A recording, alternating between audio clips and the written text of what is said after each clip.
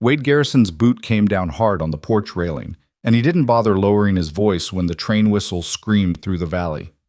"Well, boys," he turned to the group of ranch hands gathered behind him, a slow grin spreading across his leathered face. "Cole Weston's gone and ordered himself a wife through the mail. Let's see what $40 buys a desperate man."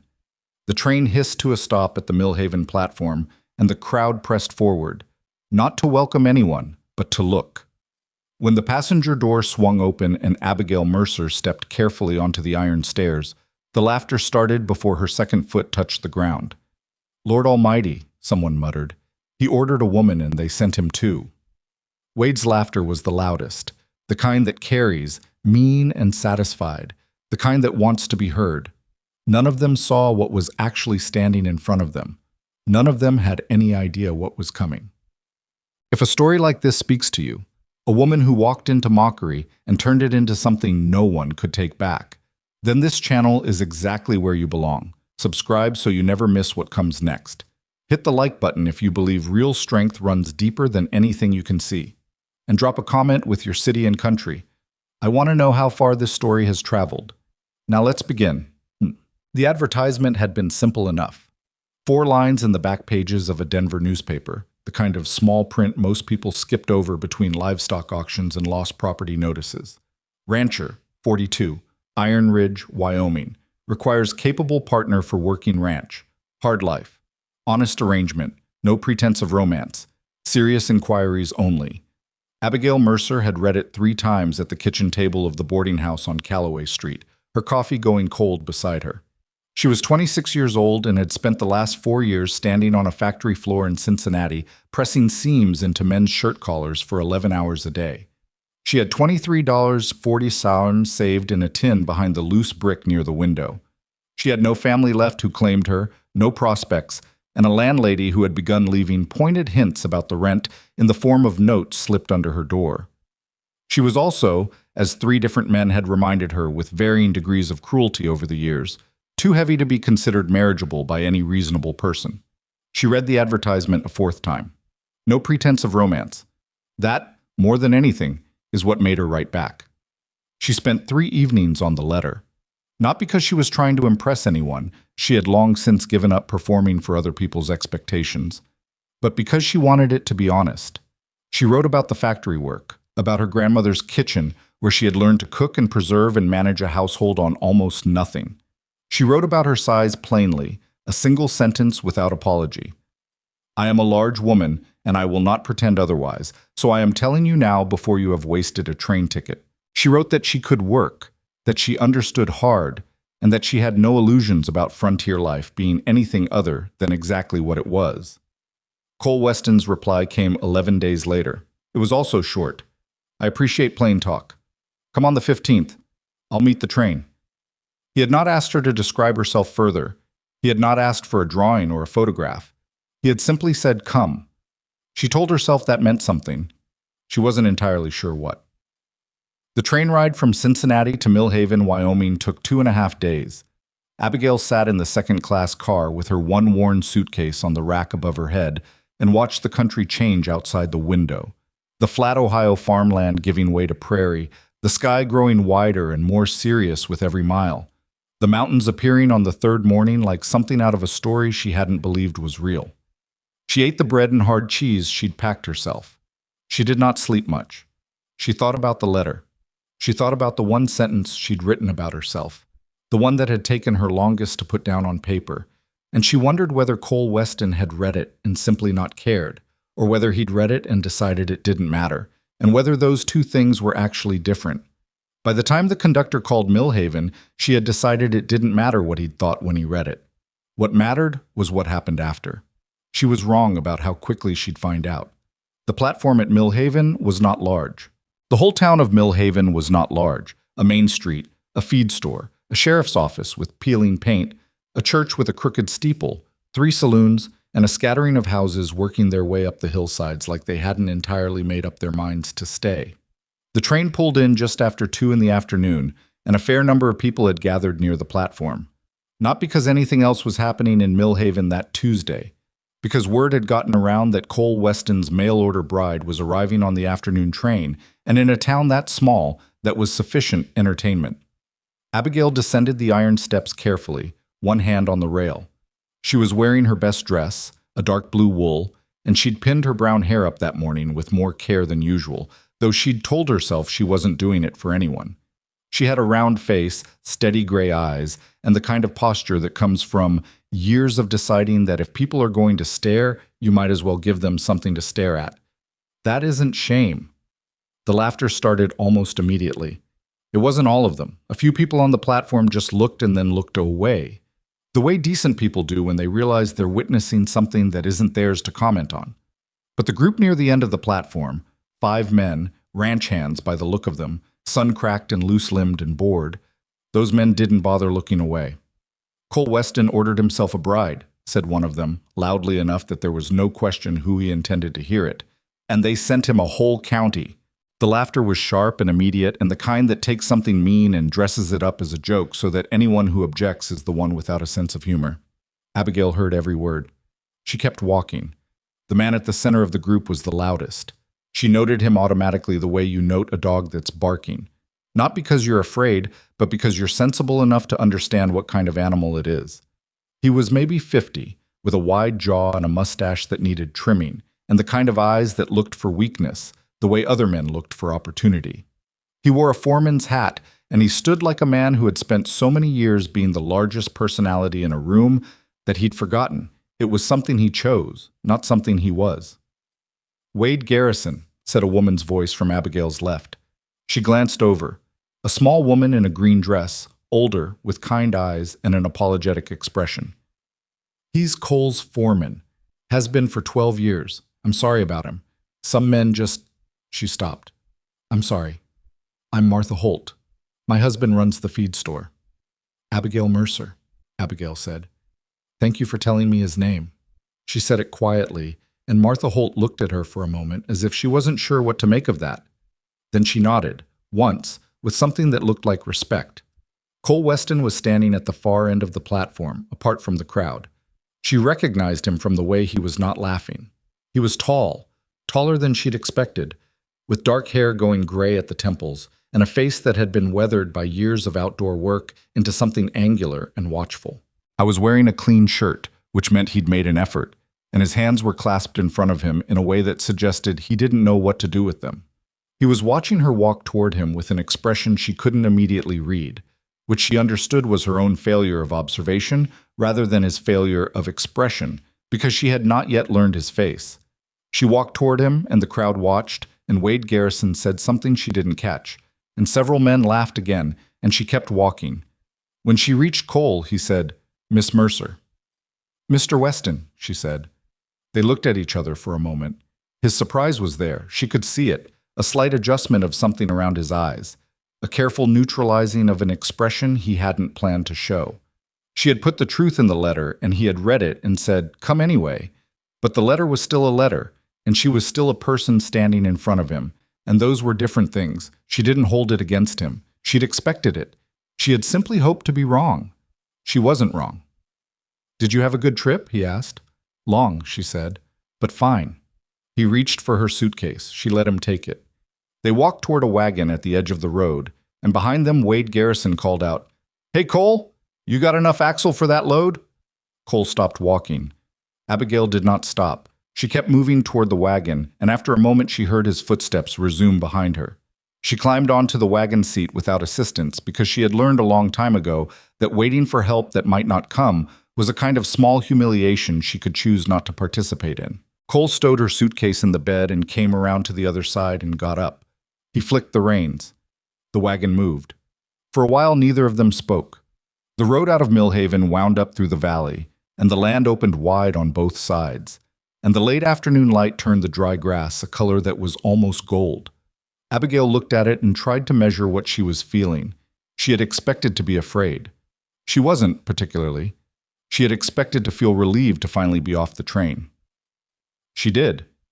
She had not expected the laughter to still be sitting so close to the surface of her chest, not as hurt exactly, but as a kind of pressure she hadn't fully accounted for. "I read your letter carefully," Cole said. She looked at him. "I want you to know that," he said. He was watching the road. "I want you to know I read every word." "All right," she said. "I don't make agreements I don't intend to honor." "I didn't think you did," she said. "Otherwise I wouldn't be here." He nodded slowly. "Wade is—" He stopped. Started again. "He has opinions about things that aren't his business." "Most people do," Abigail said. "I've managed it before." Cole glanced at her then, a quick sideways look that she caught and held for a second before he looked back at the road. "I expect you have," he said. It was not warm, what passed between them. It was not the beginning of something soft, but it was honest, and in her experience, honest was a better foundation than warm. Iron Ridge Ranch appeared after an hour's drive, a cluster of buildings set back from the road at the base of a rocky ridge that gave the place its name. The main house was 2 stories, square-built and practical, with a porch that ran the full length of the front and a pair of windows on the upper floor that caught the last of the evening light. There were 2 barns, a bunkhouse, several outbuildings she couldn't identify at distance, and a fenced yard where 3 dogs materialized from somewhere and began trotting alongside the wagon without particular urgency. It had once been a well-kept place. She could see that in the bones of it, the quality of the original construction, the width of the porch, the size of the second barn. But the well-kept part had slipped. The porch railing had a broken section that hadn't been repaired. One of the outbuildings had a board missing near the roofline. The kitchen garden, visible through a side gate, was a tangle of dead growth and volunteer weeds. None of that surprised her. Men living alone tended to let things go in ways that weren't immediately dangerous, because they weren't immediately dangerous. And dangerous was the only category that earned immediate attention when there was also livestock to manage and fences to check, and 100 other things that made a ranch run. A woman of about 60 appeared on the porch. Mrs. Daly, the housekeeper, Cole explained, who came 3 days a week from town. She looked at Abigail with a measuring expression that was not unkind, the way a sensible person looks at something new when they're trying to figure out what it means for them. She said, "Supper's on the stove," and disappeared back inside without ceremony. Cole showed her the house. It was functional and cold in the way that houses are cold when no one is really living in them, so much as using them. The kitchen was large but grimy. The parlor had furniture that had been good 15 years ago. The room she was given on the upper floor faced the ridge and had a window that stuck, a mattress that sagged on the left side, and a washstand with a crack in the basin. "I know it needs work," Cole said from the doorway. "Most things do," Abigail said, setting her suitcase on the floor beside the bed. He left her to wash up, and she stood in the room for a moment and looked at the cracked basin and the stuck window and the sagging mattress, and she thought, "All right, this is what there is. Let's start from what there is." Supper was salt pork and boiled potatoes, served without conversation by Mrs. Daly, who left immediately after. Cole ate without speaking. There were 2 ranch hands at the table as well. A young man named Eli, who kept his eyes on his plate, and a broader man named Curly, who said "Evening, ma'am," when she sat down, and then also kept his eyes on his plate. It was the quietest meal Abigail had ever sat through. Not hostile, just closed. A table full of people who had forgotten, or perhaps never learned, how to eat together like it was something more than a function. She said nothing that first night. She watched and filed things away and went to bed in the room with the cracked basin and lay in the dark listening to the ranch make its nighttime sounds, and thought about the 6 other men who apparently worked the place during the day but hadn't appeared for supper.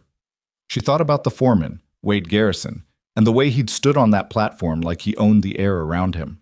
She thought about Cole's hands, clasped in front of him, and the careful way he'd neutralized the surprise in his face. She thought about the kitchen garden, strangled under dead growth, which had once been someone's deliberate effort and had been allowed to fail.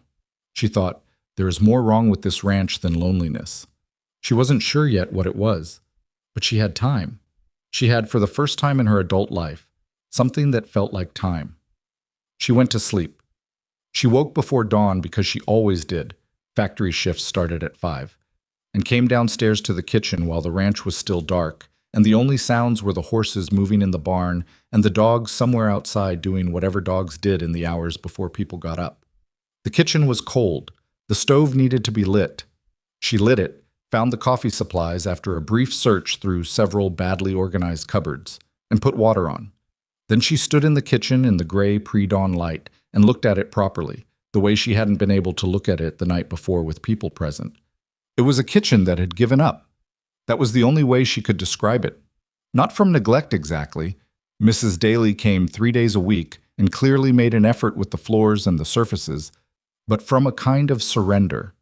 The spice shelf was half empty, the jars dusty with disuse. There were 3 good pans and one that had been burning things for so long its interior was permanently blackened. The root cellar door, she found, opened to reveal a space that was a quarter full at most, with storage that made no organizational sense. A sack of dried beans next to a jar of boot blacking. Potatoes in a corner that hadn't been turned and were starting to think about going soft. Someone had ordered supplies without thinking about them. Someone had stored them without any system. Someone had cooked the minimum necessary and nothing more for a long time. She poured her coffee and sat down at the kitchen table and took out a piece of paper from the small leather case she'd brought and began to write. It was not a list of complaints. It was a list of what was there, what was missing, and what could be done with what was there if you thought about it correctly. She had learned to do this in the factory, where you could not control what materials arrived or when, but you could control how intelligently you worked with what you had. She was on her second page when she heard boots on the stairs, and Cole appeared in the kitchen doorway, already dressed, and stopped when he saw her. "You're up early," he said. "I'm usually up at this hour," she said. He came to the stove and poured himself coffee without commenting on the fact that she'd already made it. He stood for a moment, looking at her papers. She did not cover them. "What's that?" he asked. "A working list," she said. "Kitchen inventory. I'll start on the rest of the house today, if that's agreeable." He looked at her for a moment with that same careful expression from the wagon. "You don't have to. Mr. Weston," she said. "I came here to be useful. I'd like to start being useful." She paused. "If there are things you'd prefer I not touch, tell me now, and I'll leave them alone." He wrapped both hands around his coffee cup. "No," he said. "There's nothing like that." Another pause. "The study, the account books, those I'd ask you to leave." "Of course," she said. He nodded, drank his coffee, and left for the barn. Abigail looked at her list and added study, accounts, restricted in the margin, not because she was going to ignore it, but because she had learned that noting the things people protected told you more about what was wrong than the things they showed you freely. She spent that first day in the kitchen, not cleaning, though she cleaned systematically and thoroughly, but reorganizing. The spice shelf was restocked from supplies she found in the wrong places. The root cellar was sorted, the soft potatoes removed, the good ones turned and stored properly. The blackened pan went to the back of the barn where it could serve as a weight or a project but would no longer be serving food. She found half a bushel of dried apples in a box under the stairs, left there by someone who had bought them and then apparently forgotten they existed, and she put them to soak in the afternoon. When the ranch hands came in at midday, she put food on the table. Not the morning's leftovers were warmed, actual food. The beans from the root cellar, cooked with the last of the salt pork and a handful of dried herbs she'd found at the back of the spice shelf, with cornbread from the meal in the disorganized cupboard. She had also, because it cost nothing to do it, set the table properly, with everything a person needed where they could reach it without asking. Eli ate 3 helpings and didn't look at his plate the whole time. Curly said, "Ma'am, I don't mean to be rude, but who made this?" "I did," Abigail said. "Mrs. Daly's been cooking since, this is—" He seemed to struggle with what he was trying to say. "This tastes like something my mother used to make," he finally said, and then looked embarrassed. "That's probably the best thing you could have said," Abigail told him. Wade Garrison came in late, when the others were nearly done. He stopped in the kitchen doorway almost exactly as Cole had stopped that morning, but his face didn't do careful neutralizing. His face did something slower and less generous. He looked at the table. He looked at Abigail. He pulled out a chair and sat down without acknowledging her and began filling his plate. "You moved things around in here," he said. Not a question. "I reorganized the supplies," she said. "Nothing was discarded without reason. Mrs. Daly's been managing this kitchen for 3 years." "I know," Abigail said. "She does a good job with what she has. I was working with a different arrangement is all." Wade looked at her then, the first time he'd directly looked at her since he'd been performing for the crowd at the train platform. His eyes were the color of old iron, and they had the quality of a man who was used to getting a reaction, any reaction, when he looked at someone. Abigail looked back at him with the uncomplicated directness of a woman who had been looked at with cruelty for most of her life, and had decided a long time ago that a look wasn't going to do anything to her that she didn't allow. Wade's eyes shifted first. He looked down at his plate. "Cole's been running this ranch for 20 years, he said to the table. "Things were managed before you arrived." "I don't doubt it," Abigail said pleasantly. "The bones of this place are remarkable. Someone built it to last." Wade didn't answer. He ate quickly and left without speaking again. After supper, when the kitchen was cleaned, Abigail went to the back door and looked out at the kitchen garden. The light was going, the sky fading from orange to deep blue behind the ridge, and the garden was a black tangle of shape against the last light. She stood there for a few minutes, estimating. The beds were still there under the dead growth. The borders were still sound. The soil, she'd noticed when she'd gone out briefly to collect what turned out to be a volunteer turnip that had somehow survived the winter on its own terms. The soil was good, dark and loamy in the way of land that had been well tended for years before it was abandoned. She came back inside and got her paper and wrote, "Garden. Salvageable. Start clearing this week if weather holds." Cole appeared in the kitchen doorway again. It was becoming, she realized, a place where he appeared when he wanted to say something and wasn't entirely sure how to say it. "You should know," he said, "that people in town are going to talk." "They already are," she said. "It doesn't bother you?" She thought about how to answer that honestly. "It used to," she said. "I spent a long time being bothered by it, but I found it was expensive." She looked at him. "It costs a great deal of energy to keep being hurt by something that doesn't stop happening." He was quiet for a moment. "That's a hard thing to figure out." "Yes," she said. "It took me a while." He nodded slowly. He seemed to be working something over in his mind. Then he said, "The men. What you did at dinner, it made a difference." "Curly said it tasted like his mother's cooking," she said. "That's a simple thing to do for someone, if you know how." "How do you know how?" "My grandmother taught me," she said. "She said a table set with care tells people they're worth caring for. She said most people are so hungry for that, they'll eat anything else you put in front of them." Cole looked at her with an expression she hadn't seen from him yet. Unguarded, slightly startled, as if she'd said something that matched something inside him that he hadn't known was visible. "That's," he said. He stopped. "Yes, I think that's right." He went to bed shortly after. Abigail sat at the kitchen table a little longer, listening to the ranch settle into its nighttime sounds, and thought about the account books he'd asked her not to touch, sitting behind the closed study door. She thought about the root cellar that should have been full by this point in the spring and wasn't. She thought about the half-empty spice shelf in a kitchen that had clearly once been well stocked.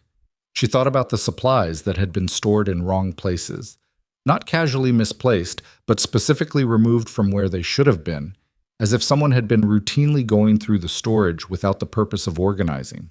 She thought about the way Wade Garrison had looked at the reorganized kitchen and said, "You moved things around in here," and the particular quality of that statement, which was not a man annoyed about change, but a man checking to see what she had found. She picked up her pen, added to the bottom of her list, in small, careful letters, "Check what's been coming in and going out of this ranch. Numbers don't lie. And something here is lying." Then she folded the paper, put it in the leather case, and went to bed. On the fourth day, she found the garden. Not found it exactly. She'd known it was there, but she found what was in it, which was different. She had started clearing the dead growth early that morning, working her way through the beds methodically, pulling out the winter-killed plants and the invasive weeds that had taken over in the growing season that had apparently been skipped. It was heavy work. She worked steadily, the way she did everything, without rushing and without stopping, taking breaks only when she genuinely needed water or to straighten her back. She had uncovered most of the eastern beds when her fork turned up a mason jar, sealed tight, buried about 8 inches down. She set it aside and kept working and found 2 more before noon, both also sealed. She didn't open them immediately. She worked until she'd cleared the section she'd set herself to clear, then came in for water and sat at the kitchen table with the 3 jars in front of her. The first had seeds in it. She recognized most of them: bean, squash, tomato, a variety of herbs she didn't immediately identify. Good seeds, kept dry, still viable probably, hidden under the ground. The second had papers. She unfolded them carefully on the kitchen table and spent a long time looking at what was there. They were receipts, livestock receipts, feed receipts, equipment receipts, going back at least 2 years. She could see from the handwriting and the ranch mark at the top that these were Iron Ridge documents, and they did not match, not even approximately, what she had seen of the ranch's current situation. The numbers on these papers described a ranch that had been purchasing significantly more in livestock, in feed, in supplies, than what was actually present on the property. Either the ranch had been losing substantial amounts of livestock and equipment in ways that Cole Weston apparently wasn't aware of, or these purchases had been recorded but never actually made, and the money allocated to them had gone somewhere else. She sat with this for a long time. She was not an accountant. She had not been to school past the age of 14, but she had spent 4 years managing a factory line budget that was always under-resourced, and she understood what falsified purchasing records looked like. She understood the particular pattern of someone who had learned to make numbers say something they weren't. She put the papers back in the jar and put all 3 jars in her room, in the bottom of her suitcase, under the spare dress. She did not go to Cole. Not yet. She was not ready to go to Cole. She had 1 set of records hidden in a garden. She had no idea how extensive the problem was, or how long it had been going on, or how many people were involved. Going to Cole right now, with 3 jars and a suspicion, was not strategy. That was panic wearing the clothes of action. She washed her hands and went back to the kitchen and started supper. That evening, she made her grandmother's roasted chicken. She had found 2 elderly hens in the yard that morning that had stopped laying. Cole had mentioned them almost apologetically, as if they were a problem he hadn't addressed, and she had quietly taken care of the problem. She roasted them with the volunteer turnip and some dried herbs and the last of the dried apples from the box under the stairs, which she'd been reconstituting all week. When the smell started coming through the house, things happened that hadn't happened before. The men started appearing in the kitchen doorway the way Cole appeared, not to say anything, just to look, and then withdraw, and then appear again 10 minutes later for another look. Eli materialized from the direction of the barn at least 40 minutes before supper was usually called. Curly stood in the back doorway for a full 5 minutes and finally said, "Ma'am, is that actually apple stuffing?" with a reverence that was almost painful to witness. "My grandmother's recipe," Abigail said. "My wife used to—" He stopped. "She passed 3 years back." "I'm sorry," Abigail said, and meant it. "She'd have liked you," he said gruffly, and went back outside. Cole came in just before she called supper, and he stopped in the kitchen doorway and did what he hadn't done before. He just stood there for a moment and breathed it in, and something went across his face so quickly she almost missed it, but she caught it. It was the expression of a man who had forgotten what a home smelled like. Supper that night was different. She couldn't have said exactly when it shifted, but somewhere between the first plate and the second helping, the silence at the table stopped being closed and became something softer. Eli told a story about a horse he'd tried to break when he was 17 that had made a fool of him in front of his father, and got the details so comically wrong in his telling that even Curly laughed. Curly told the one about the time the spring melt had taken out the eastern fence in an hour, and they'd spent 3 days chasing cattle into the next county. Cole said something dry and brief about the cattle that made Eli choke on his water. Wade Garrison sat at the end of the table and ate without speaking, and Abigail noticed that he ate very little of what she'd cooked, which was a different kind of information than she'd had before. She filed it. She filed everything. After the dishes were done and the others had gone to the bunkhouse, and Cole had retired to the study with his lamp and his closed door, Abigail sat at the kitchen table with her papers and thought about the 3 jars in the bottom of her suitcase, and the discrepancy between what had been purchased and what was here, and the fact that a foreman who had worked this ranch for 12 years had looked at a reorganized kitchen with the careful eyes of a man checking to see what had been disturbed. She thought about what her grandmother used to say. "Abby, a full table isn't magic. It's just an invitation. But an invitation can change everything if the right people say yes." The right people were saying yes. And somewhere underneath this ranch that smelled now, for the first time, like something worth saving, something was very wrong. She picked up her pen. Tomorrow, the feed barn records, and the eastern fence that came down in the spring melt. Find out who ordered the repair and whether it was repaired. She put the pen down, looked at the dark window. looked at the closed study door at the end of the hall, behind which Cole Weston was sitting with accounts that didn't know yet that someone was learning to read them. She thought, he trusted the wrong man for 12 years. She thought, that is going to break something in him when he finds out. She thought, then I need to make sure that when it breaks, there is enough that is solid around him to hold. She went to bed.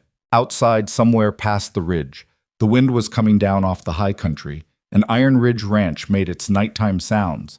The creak and settle of old timber, the horses shifting in the barn, the dogs moving on the porch. And for the first time since she'd arrived, those sounds felt less like a foreign place and more like something she was beginning, slowly and without ceremony, to understand. She found the feed barn records on a Thursday morning, 3 days after the chicken dinner, and what she found there was worse than she'd expected. Not because the numbers were dramatic. Numbers are never dramatic on their own. They're just marks on paper, patient and indifferent. What made these particular numbers terrible was how ordinary they looked at first glance. A person could flip through the feed barn ledger and see nothing wrong at all if they were looking with the wrong kind of attention. The columns were neat, the dates were consistent. Someone had taken care with the handwriting, which was not Cole's. She had seen Cole's handwriting on the original advertisement and the reply letter, a practical, slightly cramped script, but a larger, looser hand that she now recognized as Wade Garrison's.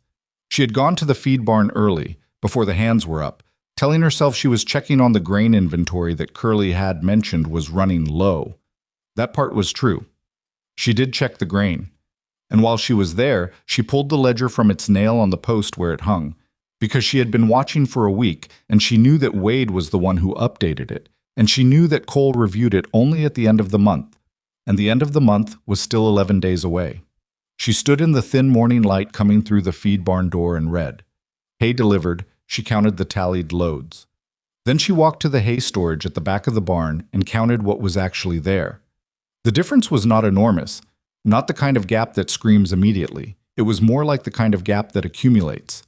7 loads recorded, 5 loads present. A difference that could, in isolation, be explained by consumption, by weather, by a dozen reasonable things. Except she had counted the horses and the cattle yesterday and done the arithmetic herself. And 7 loads of hay for this number of animals over this stretch of time should have left more than 5 loads. Should have left closer to 6.5. Half a load of hay, missing. By itself, nothing. She kept reading. Feed supplemental. Oats. Bran. The compressed blocks for the cattle in winter. Same pattern. Slightly less than recorded. Not dramatically less. Just consistently, quietly less. She put the ledger back on its nail exactly as she'd found it and walked out of the feed barn into the morning air and stood for a moment looking at the ridge, which was turning from gray to rust red in the early light. She thought, this isn't carelessness. Careless people don't write neat ledgers. This is deliberate, and deliberate means someone is making money on the difference. Small amounts, regular intervals.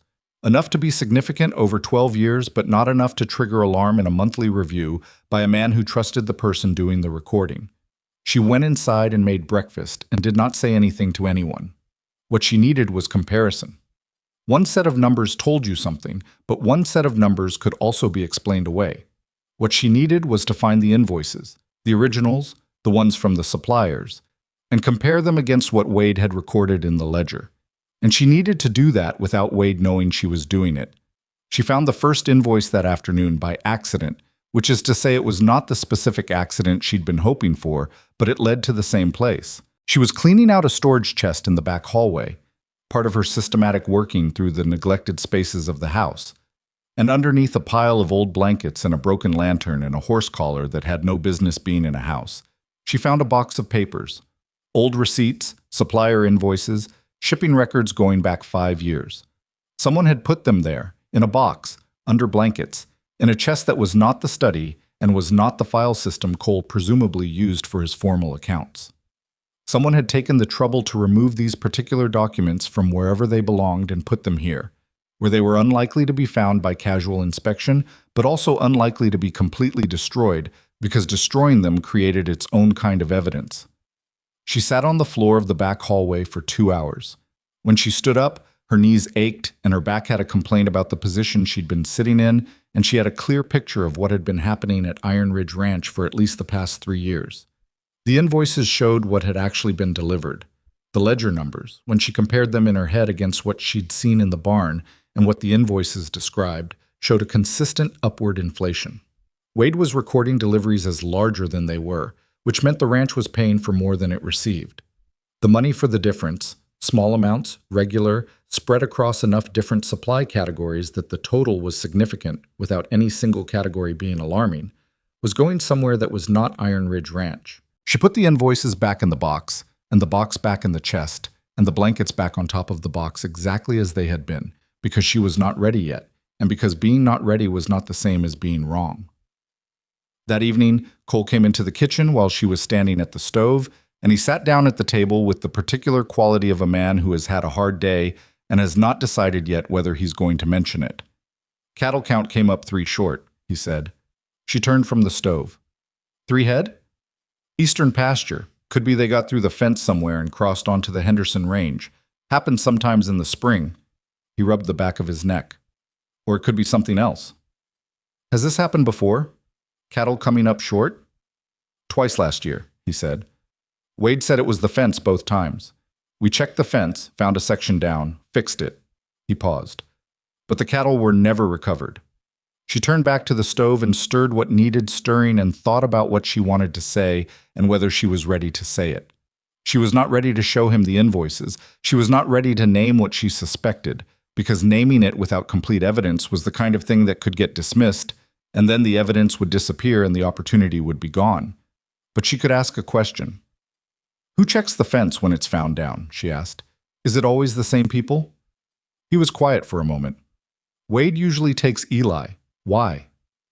"Just wondering how the system works," she said, in the tone of a woman asking about systems, which she had discovered was a tone that did not usually trigger alarm. Cole looked at her for a second longer than necessary. He was not a stupid man. She had understood that within 12 hours of arriving. He was a man who had extended trust to someone who had been with him for 12 years, and that trust had become the lens through which he read everything, including information that, viewed differently, would have told him something quite different. "Abigail," he said. She turned. "Is there something you want to tell me?" She held his gaze. "Not yet," she said. "When I have something worth telling, I'll tell you." He looked at her for a long moment. Something moved behind his eyes. Not suspicion, not offense, but a kind of careful recognition, as if he was seeing for the first time that the woman who had reorganized his kitchen and cooked his men back to life at the supper table was also, underneath all of that, someone who was doing something else entirely. "All right," he said. He picked up his coffee cup. "I trust your word on that." It was the first time he had said that, said it plainly, without qualification, and it landed differently than she'd expected. She turned back to the stove before whatever was on her face could become visible. She went to town the following Tuesday. She had a list of kitchen supplies she needed, and she had 3 other reasons that she kept to herself. She borrowed the smaller wagon. Cole told her she could take it whenever she needed, without making a production of the offer, which she appreciated.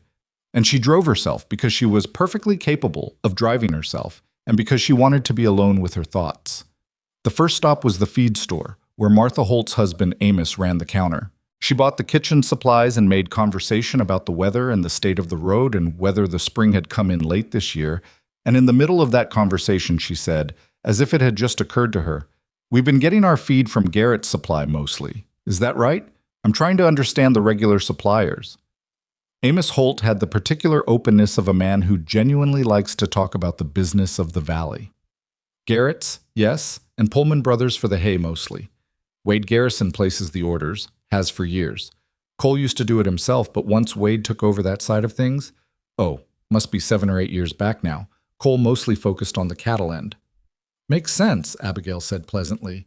"A big operation, you have to divide things up." She bought her supplies and went to the post office, where she had one piece of business that she conducted quietly and without explanation, and then she made a 3rd stop. She had not planned, but took advantage of when she saw the sheriff's office with its door standing open, and Sheriff Nathan Briggs sitting at his desk, in the particular posture of a man who doesn't have enough to do that afternoon.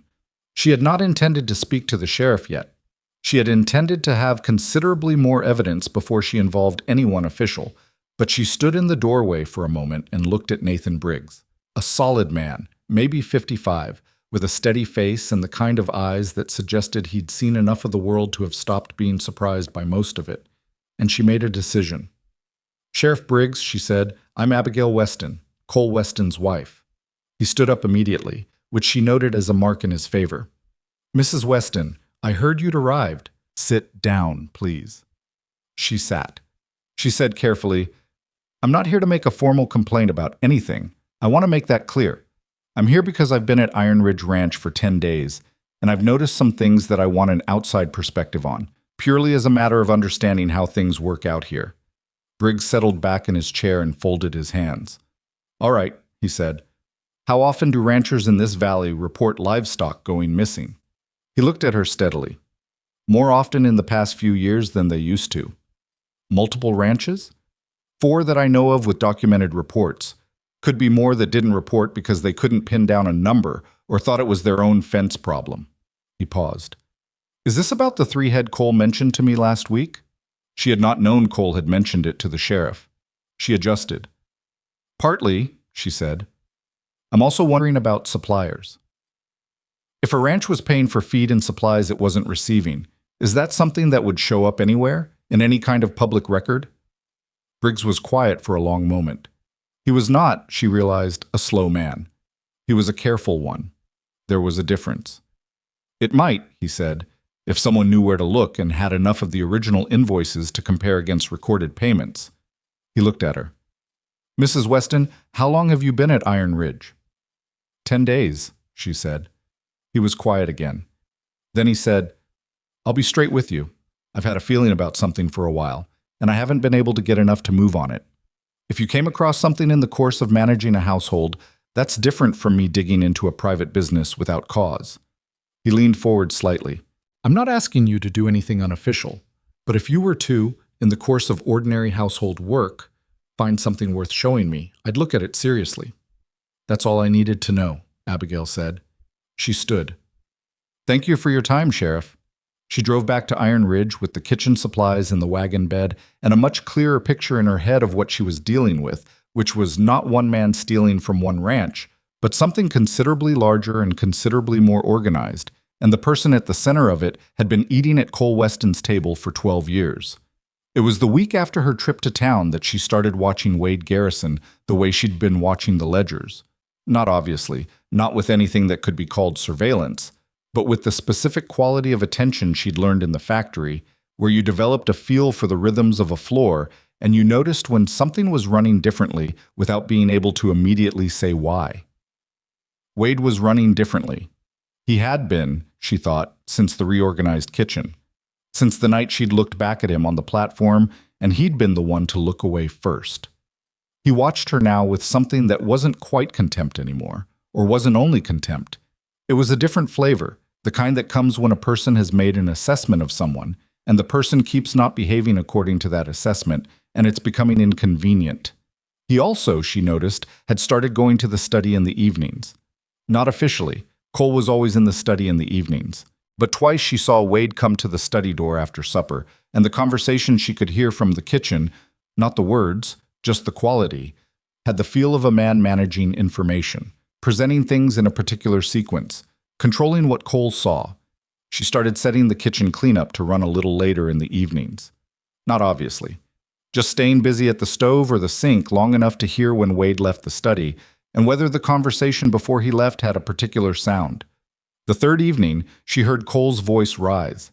Not in anger exactly, more in confusion, the kind that's one step from alarm. And she heard Wade's voice drop, the particular drop of a man who is smoothing something over. She dried her hands on her apron and went to knock on the study door. Cole said, "Come in." Wade was standing near the desk. He looked at her with an expression that was composed very carefully into nothing. "I'm sorry to interrupt," she said. "Cole, you mentioned yesterday the water account was unclear. I found something in the back hallway storage that might be related. Old delivery records. I wasn't sure if you needed them." She was holding a folder of papers, which was real. She'd made sure of that. And the papers inside were the least explosive of the receipts she'd found. The ones that told a story only if you knew what to compare them against. Cole looked at the folder. "Where did you find those?" Storage chest in the back hallway, she said, under some old blankets. I've been working through all the storage. You know how I do. She said it in the tone of a woman who cleans things, which she was, and which meant that when she found things, it was incidental to cleaning, which meant it was very difficult for anyone to object to it. Wade's eyes went to the folder. She held his gaze for exactly 1 second, not challenging, not triumphant, just level, and then looked back at Cole. I'll leave them here, she said. You can look through them when you have time. She set the folder on the edge of the desk. Sorry again for interrupting. She went back to the kitchen and listened. The conversation behind the closed door lasted another 20 minutes. When Wade left, his footsteps down the hall were heavier than usual. The back door opened and closed.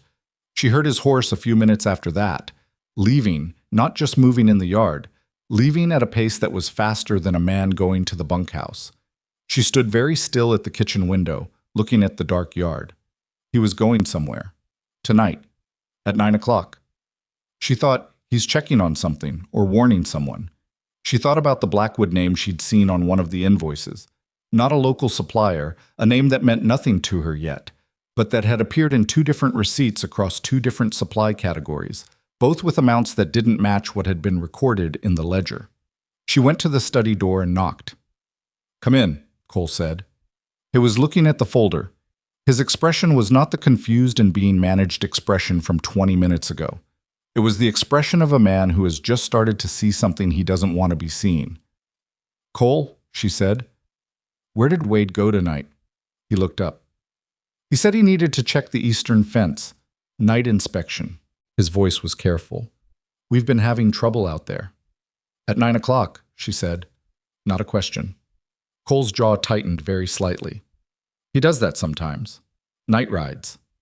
She came fully into the study and closed the door behind her, and she made a decision she had not quite planned to make yet, but which the moment required. I need to show you something, she said. I've been waiting until I had enough. I think I have enough. She went to get the box from the back hallway. She spread the invoices on the desk beside the folder, side by side, and she walked Cole through it the way her grandmother had taught her to teach anything, slowly, one thing at a time, without assuming the other person was stupid, and without assuming they would find it easy to absorb. She showed him the feed barn ledger numbers she'd memorized. She showed him the invoices. She showed him the cattle missing from the eastern pasture and the fence that went down twice without cattle being recovered, and Eli always being the one who went with Wade to check it. She showed him 3 years of small, consistent losses that added up, when she wrote the total at the bottom of the last page, to a number that made him go absolutely still. She did not say, I know this is destroying something you believed in. She did not say, I know you trusted him. She said nothing. She let him sit with it. After a very long time, Cole said, How long have you known this? I've been building the picture, she said. I've known pieces of it since the first week. I didn't want to come to you with pieces. You should have come to me sooner. Maybe, she said, but if I'd come to you sooner, with less than this, and you'd confronted him, he would have denied it and destroyed whatever I hadn't found yet, and we'd have nothing. She looked at him steadily. I'm sorry. I made a judgment call. Cole put his hands flat on the desk and stared at the papers. His face was doing something she'd seen before, the careful neutralizing of an expression too large for a room, but this time the expression underneath was not surprise. It was grief. Clean, direct grief. The kind that comes when a betrayal is so complete that anger hasn't caught up yet. 12 years, he said. She said nothing. He came to work for me when I'd just lost Helen. He stopped, started again. My wife. She died of fever the spring of '84. He came the summer after. I thought... He stopped again. I thought he was the thing that kept this place going, when everything else was falling apart. Abigail was quiet for a moment. Then she said, He may have kept the place going and stolen from it at the same time. People aren't usually only one thing. Cole looked at her. That doesn't make what he did acceptable, she said. It doesn't make it less of a betrayal. I don't want you to have to decide that everything was a lie.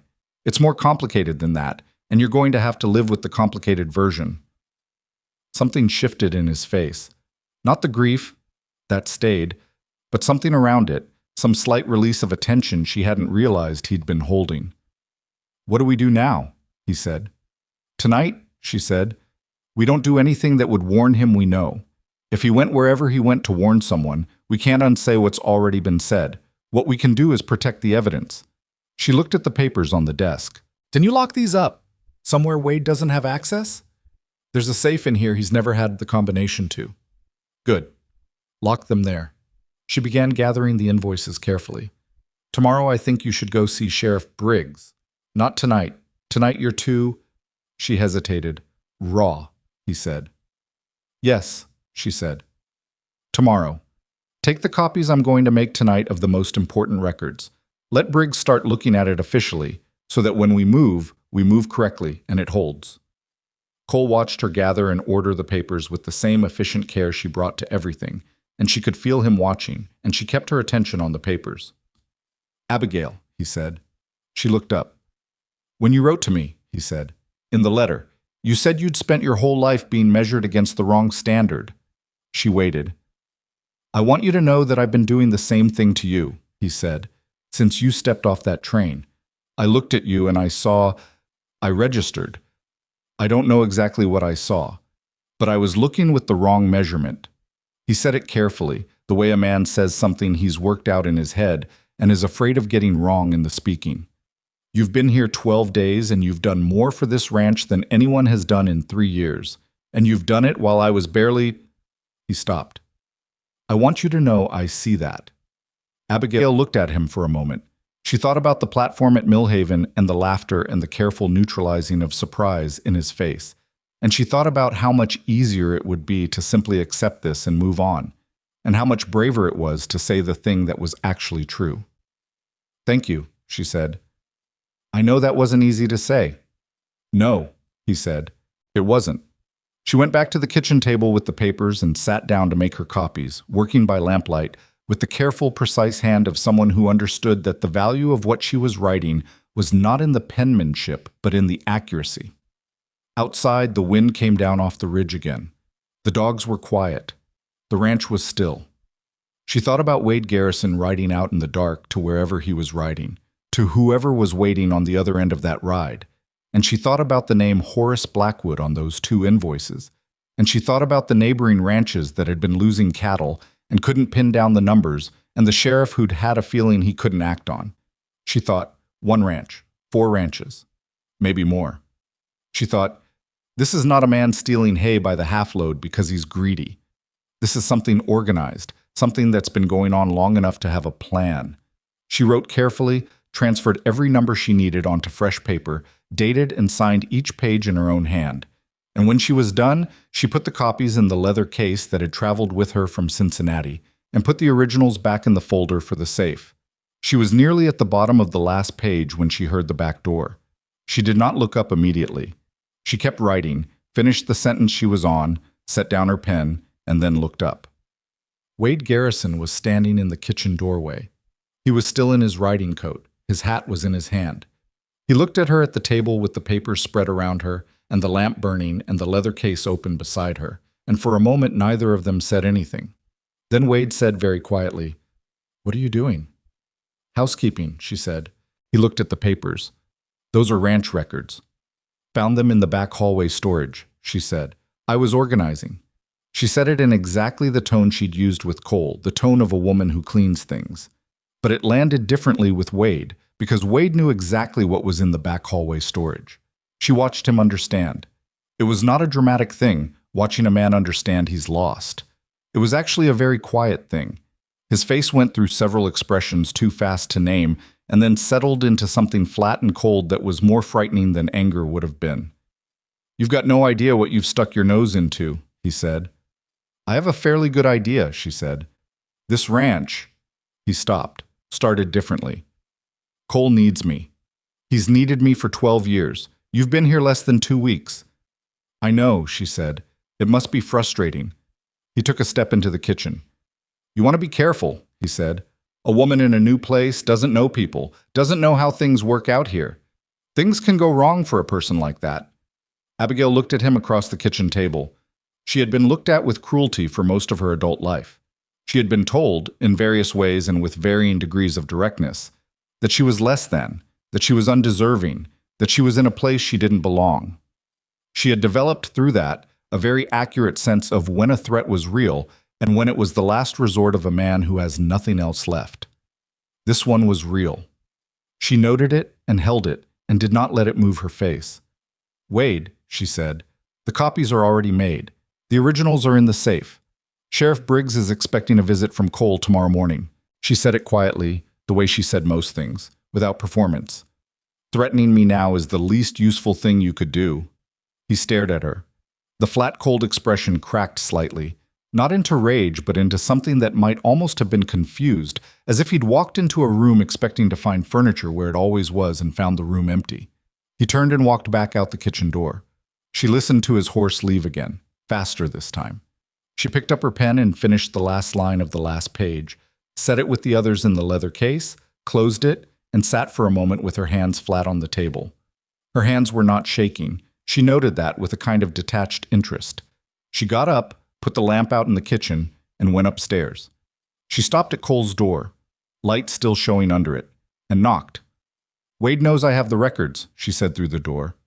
"He came back while I was finishing the copies. He's gone again. I think you should be careful tonight." A pause. Then the door opened. Cole stood in the doorway in his shirt sleeves, holding the lamp. "Did he threaten you?" His voice was very even. "He suggested things could go wrong for a person who doesn't know how things work out here," she said. Cole's jaw went tight. "He said that to you?" "He did. I told him the copies were already made and the originals were in the safe and you were going to see Briggs tomorrow." She looked at him. "I hope that was all right, to tell him that." "Yes," Cole said. That was right.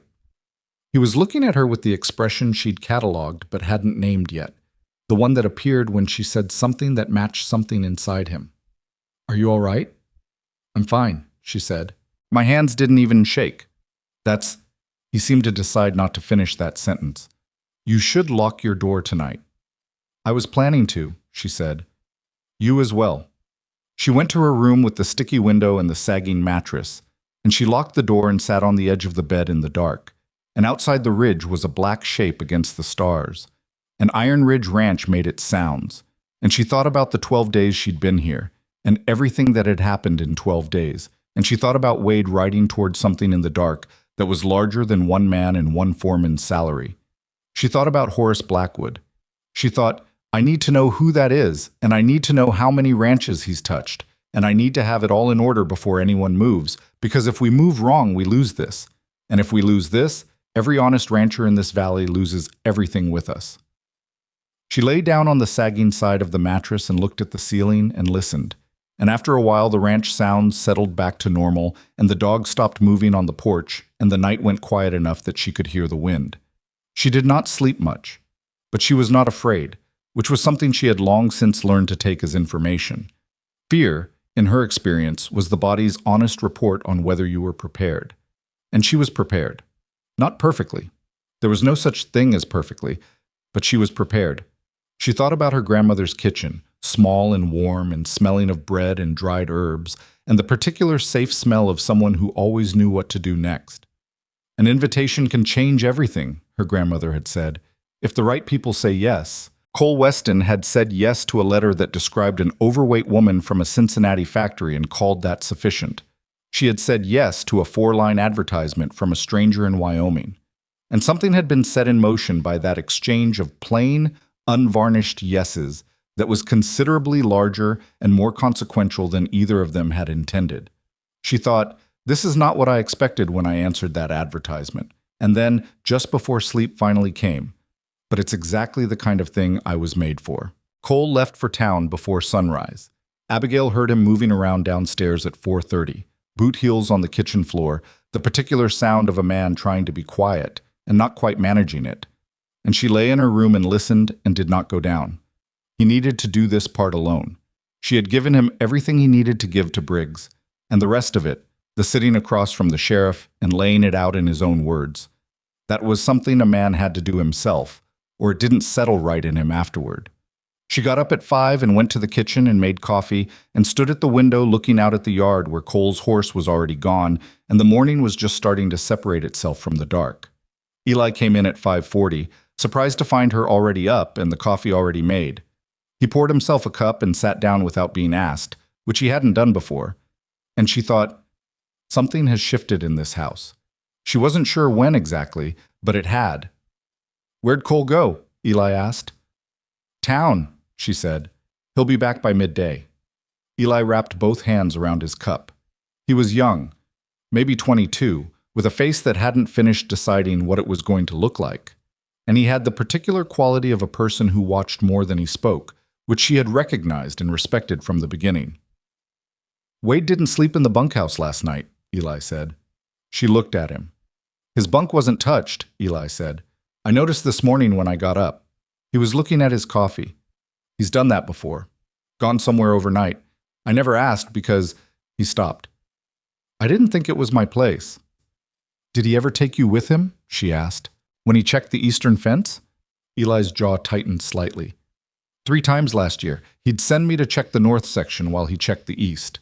He paused. "I figured that was just dividing the work." "Maybe it was," she said, in the tone she used when she meant something else, and was letting the other person decide whether to hear it. Eli was quiet for a long moment. "The 3 cattle that went missing last week," he said. "I helped Wade look for them. We checked the east fence, found a section down, same as always. But the ground on the other side—" He frowned. "The tracks went the wrong way." She turned fully from the window. "What do you mean, the wrong way?" "If cattle push through a fence on their own, they scatter. They go in every direction. They graze. They're not going anywhere particular." He looked up at her. "These tracks went in a line, like they were driven." She held his gaze. "Did you say anything to Wade about it?" "I mentioned it," Eli said. "He said I was reading tracks wrong, that I was still learning." His voice was flat in the particular way of someone who has accepted being dismissed enough times to stop expecting otherwise. Maybe he was right. "He wasn't right," she said. Eli looked at her for a long moment. Then he nodded once, slowly, the way young people nod when they've been told the truth about something they already knew but needed someone older to confirm. "What's happening here?" he asked. "Cole will explain when he gets back," she said. "This morning I need you to do something for me. Can you ride to the Henderson Range without going past the eastern pasture?" "Yes," he said immediately, without asking why, which told her he'd already decided whose side he was on even before he knew there were sides. "I need you to find out if the Henderson Ranch has been missing cattle," she said. "Don't tell them why you're asking. Say you're checking in case Iron Ridge animals crossed over. Listen to what they say. And see if you can find out if they've had any supply problems, shortages, deliveries that seemed light." Eli stood up and put down his coffee cup. "I can do that." "Be back by noon," she said. He was gone in 10 minutes. She poured her coffee and sat down and thought about the pieces she had and the pieces she didn't have, the way she used to think about the factory floor when a shipment came in damaged. What do we have? What can we work with? What are we still missing? She had the Iron Ridge records. She had the sheriff's awareness that something was happening across multiple ranches. She had a foreman who had ridden out last night to warn someone, and that someone almost certainly had a name that appeared on 2 invoices in her leather case, and that name was Horace Blackwood. What she didn't have was anything connecting Blackwood directly to the fraud. The invoices showed his name as a supplier who had apparently been paid for feed and equipment that arrived in lesser quantities than billed. But a supplier's name on an invoice didn't prove that supplier was in collusion rather than simply being used as a cover. She needed more. She needed something that showed Blackwood wasn't just the name on the paper, but the hand behind the whole arrangement. She went to the study. She had not been in the study except for the previous night, and she looked at it now with the clean attention she brought to any space she was trying to understand. Cole's desk was large and practical, covered in the organized disorder of a working man, papers weighted with a coffee cup, a tally book left open, a pen that had been set down in the middle of something and not picked up again. The bookshelves held cattle breed registries, almanacs, a Wyoming territorial law book that looked like it had been opened exactly once. There was a locked cabinet on the far wall that she assumed was the safe. She was not in the study to look at Cole's things. She was in the study because, the previous night when she'd come to tell Cole about Wade, she had noticed something on the corner of the desk that she hadn't been able to examine closely. A letter, opened, the envelope beside it. She'd caught the return address in passing, Millhaven Territorial Bank. The letter was still there. She stood over it without touching it and read it where it lay. It was a standard bank communication, formal and dry in the way bank communications always were. But what it said was not standard. It was a notice of an upcoming review of the Iron Ridge Ranch credit line. A review prompted, the letter explained, by a flag raised on the account by a third-party inquiry. The third party was not named. The review was scheduled for the following month. She stood very still. A third-party inquiry to the bank. Someone had flagged Cole's credit line for review. Banks reviewed accounts when they thought there was a risk that the loans wouldn't be repaid, when they thought a business was in trouble. And if Iron Ridge Ranch's credit line was reviewed and found insufficient and withdrawn, Cole would have to cover the spring operating costs out of cash he didn't have, because the cash had been bled away over 3 years in half loads of hay and deflated cattle counts and supplies that arrived lighter than their invoices. This was not just theft. This was a plan to make a ranch fail. She left the study the way she'd found it and went back to the kitchen and stood at the counter and thought hard and fast. Someone, Blackwood, she was now almost certain, had spent 3 years using Wade Garrison to drain Iron Ridge Ranch, small enough that it wouldn't trigger alarm, consistent enough that over time the cash position of the ranch would weaken. And now, with the ranch weakened, a bank review had been quietly triggered. If the bank pulled the credit line, Cole would be forced to sell, and the person who benefited from Cole selling would be the person positioned to buy. She thought about what Sheriff Briggs had said. 4 ranches. Maybe more. She thought about the pattern if you scaled it up. 1 foreman on 1 ranch wasn't enough. This required someone with access to multiple ranches, multiple foremen, or the kind of influence over supply chains that let you systematically short deliver across a whole valley without the individual ranchers comparing notes. She thought, the ranchers need to compare notes. She was writing when Cole came back at 10:30, earlier than she'd expected. He came into the kitchen and sat down without taking his coat off, and he had the particular compressed look of a man who has processed something difficult by deciding to act. Briggs is moving, he said. He's been building a file on missing cattle across 4 properties. When I showed him the invoices, he said it confirmed what he'd been piecing together. Cole put both hands on the table. He says there's a name that keeps coming up. He didn't want to say too much yet, but Horace Blackwood, big cattle operation out of Cheyenne, been buying land in this valley quietly for the past 2 years. I know that name, Abigail said. She got her leather case and put the relevant invoices on the table in front of him. He appears here and here, as a supplier for feed and equipment that was billed at one level and delivered at another. Cole looked at the invoices. Briggs said Blackwood's got lawyers, good ones. Said he's been careful. Careful enough that everything they can show is 1 step removed. Always someone in between him and the actual fraud.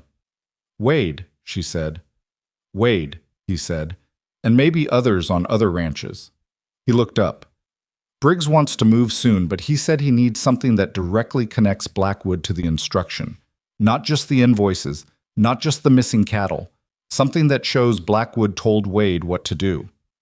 She had been expecting this problem. She had been thinking about it since she'd stood in the study looking at the bank letter. There's a letter in the study, she said, from the Millhaven Territorial Bank. A third-party inquiry triggered a credit review on Iron Ridge.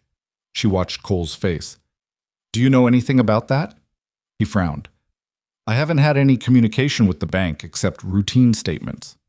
Someone filed the inquiry on your account, she said. That's not something that happens accidentally. That requires someone with a specific relationship with the bank or with enough influence over the bank to have it done quietly. She paused. If Blackwood is positioned to buy this land once the credit review forces a sale, the inquiry would need to come from someone with an interest in the outcome. Cole was very still. He needed you to sell, she said. 3 years of slow bleeding to weaken the financial position. Then a credit review at exactly the right moment to make the bank nervous. Then a land offer at reduced price that you'd have no choice but to accept, because the alternative would be debt you couldn't service. She spread her hands over the papers. That's not one man stealing from a foreman's salary.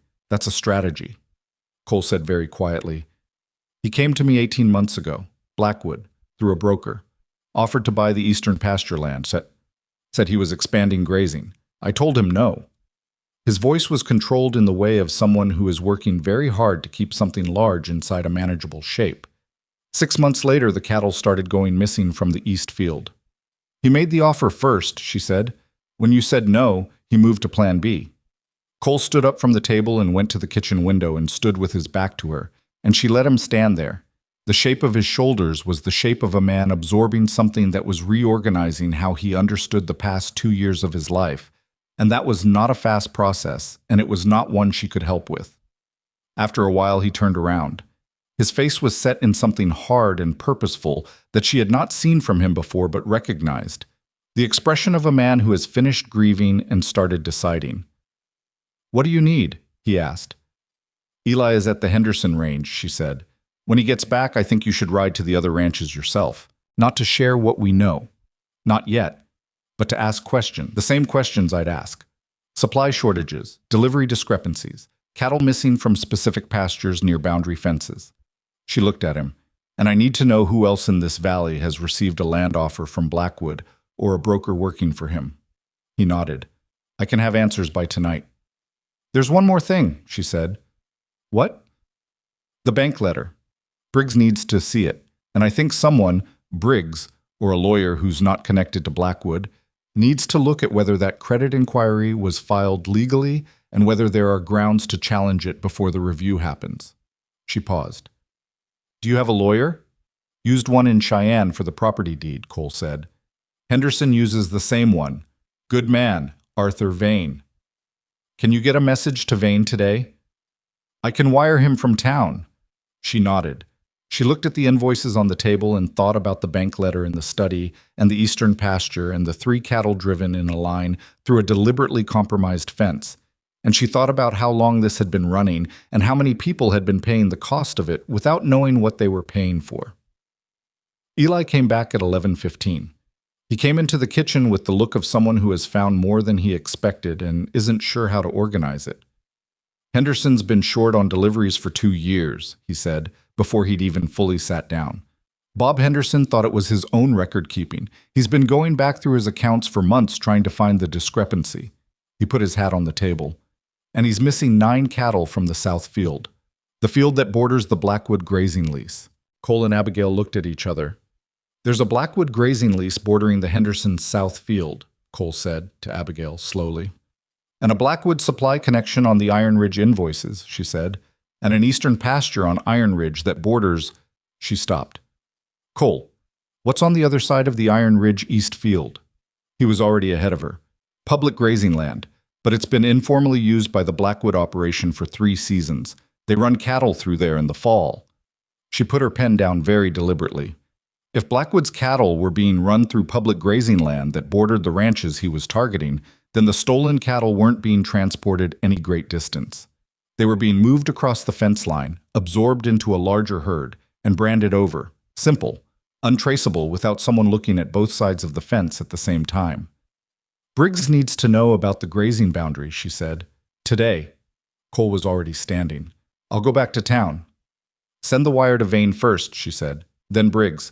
Don't go in the same order because someone might be watching the sequence." He looked at her. "Better. You think someone in town is reporting back to Blackwood?" "I think Blackwood has been running this operation for at least 3 years without being caught," she said. "Men who run operations that long are usually careful about what they know and when." She met his gaze. "I'm not saying stay home. I'm saying be thoughtful about the sequence." Cole put his hat on. Then he stopped at the kitchen door. "Abigail." She looked up. "Where did you learn to think like this?" he asked. It was not an accusation. It was genuine, the question of a man who keeps finding that the person in front of him is more than he had the equipment to see at first. "Factory floor management," she said. "When you're working with limited resources and people who don't trust each other, and a system that doesn't want to tell you the truth, you learn to read everything sideways." She paused. "And my grandmother. She said if you want to know what a thing really is, watch what it does when it thinks no one is looking." Cole held her gaze for a moment. Then he nodded and went out the door. She spent the afternoon at the kitchen table. She drew a map, not a formal one, just a working sketch on a piece of paper, of the valley as she understood it from Cole's descriptions. Iron Ridge East Field, Henderson South Field, the public grazing land, the Blackwood lease. She put dots where she understood the fence sections to be, and arrows where the cattle had gone missing, and small crosses where the delivery shortfalls had occurred. And when she looked at it all together, it had a shape, a deliberate, organized shape that moved from outside the valley inward, designed to weaken specific properties along a specific acquisition path. She added the bank letter to the map, put a circle around Iron Ridge, Henderson, and two other ranch names Cole had mentioned in passing, the Greer operation and the Pullman Brothers spread, which she now realized was also a supply name from the invoices, which meant the Pullman Brothers Supply Company might itself be connected to Blackwood, or might be an unknowing intermediary that had been manipulated. She needed to know which. She was still working when Curly appeared in the kitchen doorway at 3 in the afternoon with an expression she hadn't seen from him before, which was alarm with bad news attached. "There's a man out at the gate," Curly said, "riding under Blackwood colors. Says he has a message for Mr. Weston." She set her pen down. A messenger from Blackwood. Today. After Wade had ridden out last night. She thought, Wade told him. Told him what? That she'd been in the records. That Cole went to town. That something had shifted. He didn't know exactly what she had. He'd seen papers on the kitchen table, but he didn't know what was in the leather case, didn't know about the bank letter, didn't know what she'd already sent to Briggs. "Tell him Mr. Weston is away from the ranch until this evening," she said, "and ask him to leave the message." Curly went. He came back 5 minutes later with an envelope. She held it but didn't open it immediately. She turned it over. The seal was unbroken. The envelope was addressed to Cole Weston, Iron Ridge Ranch, in a formal hand that she guessed was a secretary's, not Blackwood's own. She set it on the table face up and looked at it for a moment, thinking about whether she had the right to open it, and decided she did not yet, and also decided she was going to anyway because information was more important right now than the formality of sealed correspondence, and she would tell Cole she'd opened it. The letter was 2 paragraphs. The first paragraph introduced the sender as a representative of Horace Blackwood and expressed Mr. Blackwood's ongoing interest in acquiring the eastern parcel of Iron Ridge Ranch, which had previously been the subject of an informal offer. The second paragraph noted that Mr. Blackwood was prepared to make a formal offer at a price that represented fair market value, and that, given recent fluctuations in the regional cattle market, Mr. Blackwood hoped Mr. Weston would find the timing favorable for a discussion. Recent fluctuations in the regional cattle market. It was elegant, she thought, absolutely cold and absolutely elegant. He was telling Cole, in the formal language of business correspondence, that the timing was not coincidental, that the moment Cole's position had been sufficiently weakened, the offer would materialize, and the offer would look, to any outside observer, like a perfectly reasonable business transaction. A cash-poor rancher selling land to a solvent buyer. Nothing suspicious, nothing illegal about the offer itself. The crime was everything that had created the conditions for the offer. She refolded the letter, put it back in the envelope, and placed it on the desk in the study where Cole would find it when he got home. She wrote a brief note on top of it. Opened, read it. "Tell me what you think when you're ready." Then she went back to the kitchen and her map. She was thinking about what Briggs had said, that he needed something connecting Blackwood to the instruction, not just to the invoices. Wade was the direct connection. Wade knew everything. But Wade had ridden out to warn Blackwood, which meant Wade knew he was exposed, and a man who knows he's exposed has 2 options: disappear or make a deal. She thought about Wade's face in the kitchen doorway the previous night. The cold, flat expression after he'd understood she had the records. The threatened quiet of someone who has realized their position is no longer tenable. She had read him, in that moment, as a man who would run. But she had also noticed something underneath the threat that she had not fully processed until now. A flicker, brief and ugly, of something that looked like relief. She put her pen down. Wade Garrison had been running this scheme for probably 8 years, since Amos Holt had said he'd taken over the supply ordering 8 years ago.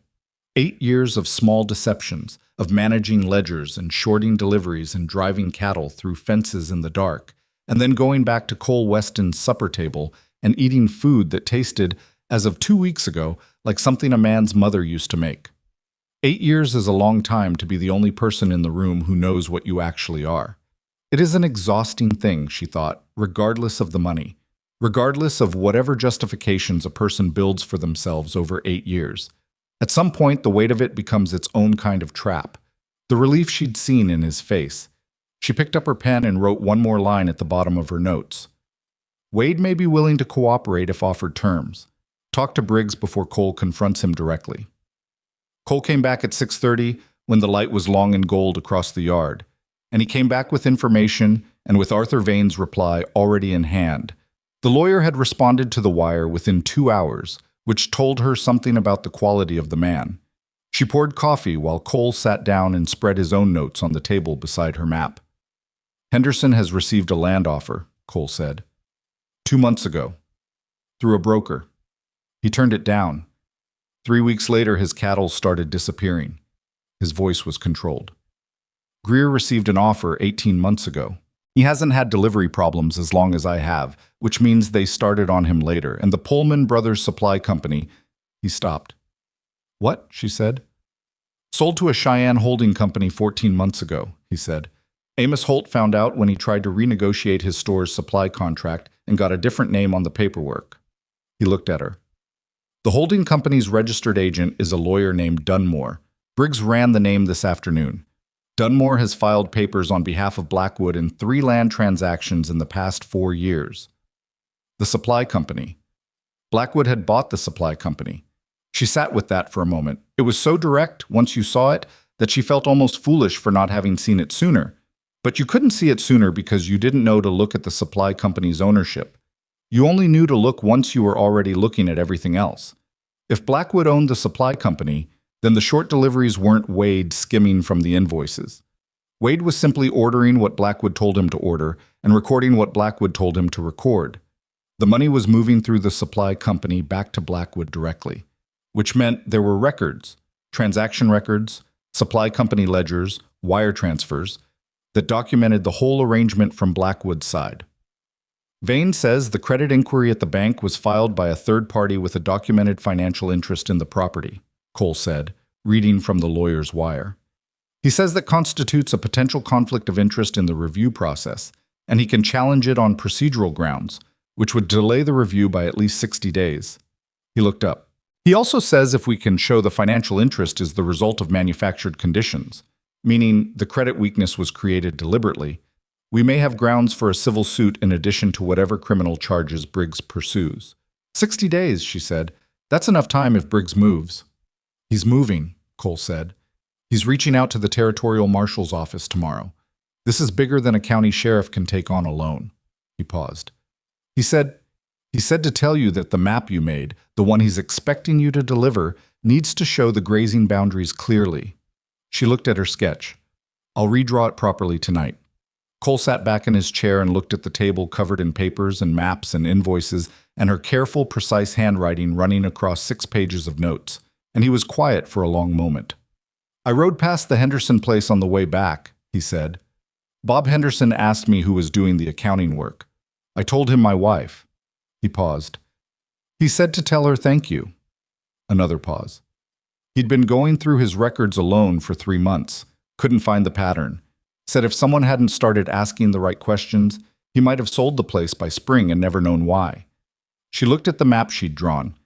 3 ranches, soon to be 4. A supply chain owned by the man running the scheme.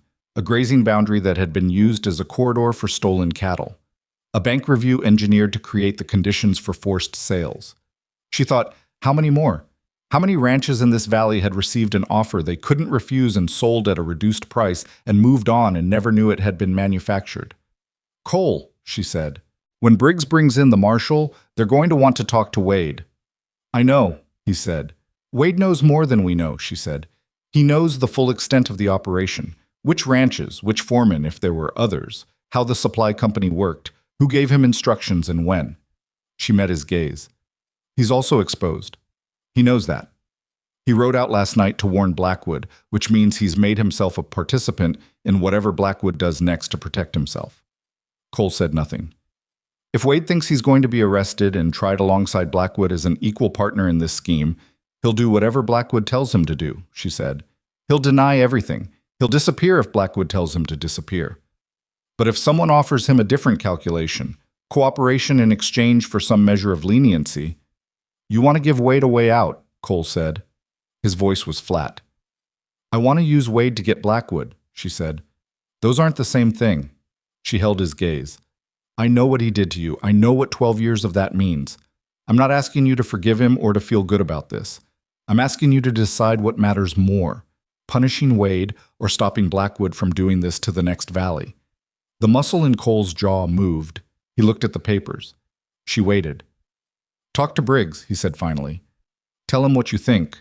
Let him decide how to use it. He paused. But I want to be there when they arrest Wade. I need to be there for that. All right, she said. And I want him to know, Cole said, his voice dropping, that it was the woman he laughed at on the platform who figured it out. I want him to know that specifically. She almost smiled. She kept it controlled. That can probably be arranged, she said. She went back to her map after supper and redrew it properly on a fresh page, working by lamplight the way she'd worked on the invoices 2 nights ago, precise and patient, taking the time to get the boundary lines right, and the distances as accurate as she could estimate from Cole's descriptions. She added the supply company ownership, the bank inquiry, the grazing corridor, the land offers in sequence. She added the names, Wade Garrison, Pullman Brothers Supply, Dunmore the lawyer, Blackwood. When she was done, she had a document that told the story completely. Not in narrative, sir, in geography and numbers and ownership records and dates. The kind of story that didn't require anyone to believe anything, because the facts arranged themselves into a shape that had no other reasonable interpretation. She thought about Wade somewhere out in the dark, at Blackwood's operation in Cheyenne maybe, or at some agreed meeting point between there and here, and she thought about the relief she'd seen in his face and the exhaustion underneath it, and she thought about the calculation he would eventually have to make. She thought about the men at Iron Ridge who had eaten in silence for too long and were now eating like people again. She thought about Bob Henderson going through his accounts for 3 months alone. She thought about 4 ranches and possibly more, and the families on those ranches, and what it cost to lose the thing you'd built. She put the map in the leather case and closed it. Outside, the wind came down off the ridge, and somewhere in the eastern pasture the fence held, and the cattle were still, and the night was very large and very quiet around the small lit window of the Iron Ridge kitchen, where a woman who had arrived 12 days ago with one worn suitcase sat alone and thought about what happened next. She thought, Blackwood doesn't know yet how much we have. He knows Wade tipped him that something was happening. He doesn't know about the bank letter or the supply company connection or the map or Arthur Vane. He's going to move to protect himself, and when a careful man moves quickly, he makes mistakes. She thought, we need to be ready for his mistakes before he makes them. She blew out the lamp and sat in the dark for a moment, just sitting, letting the quiet of the ranch settle around her.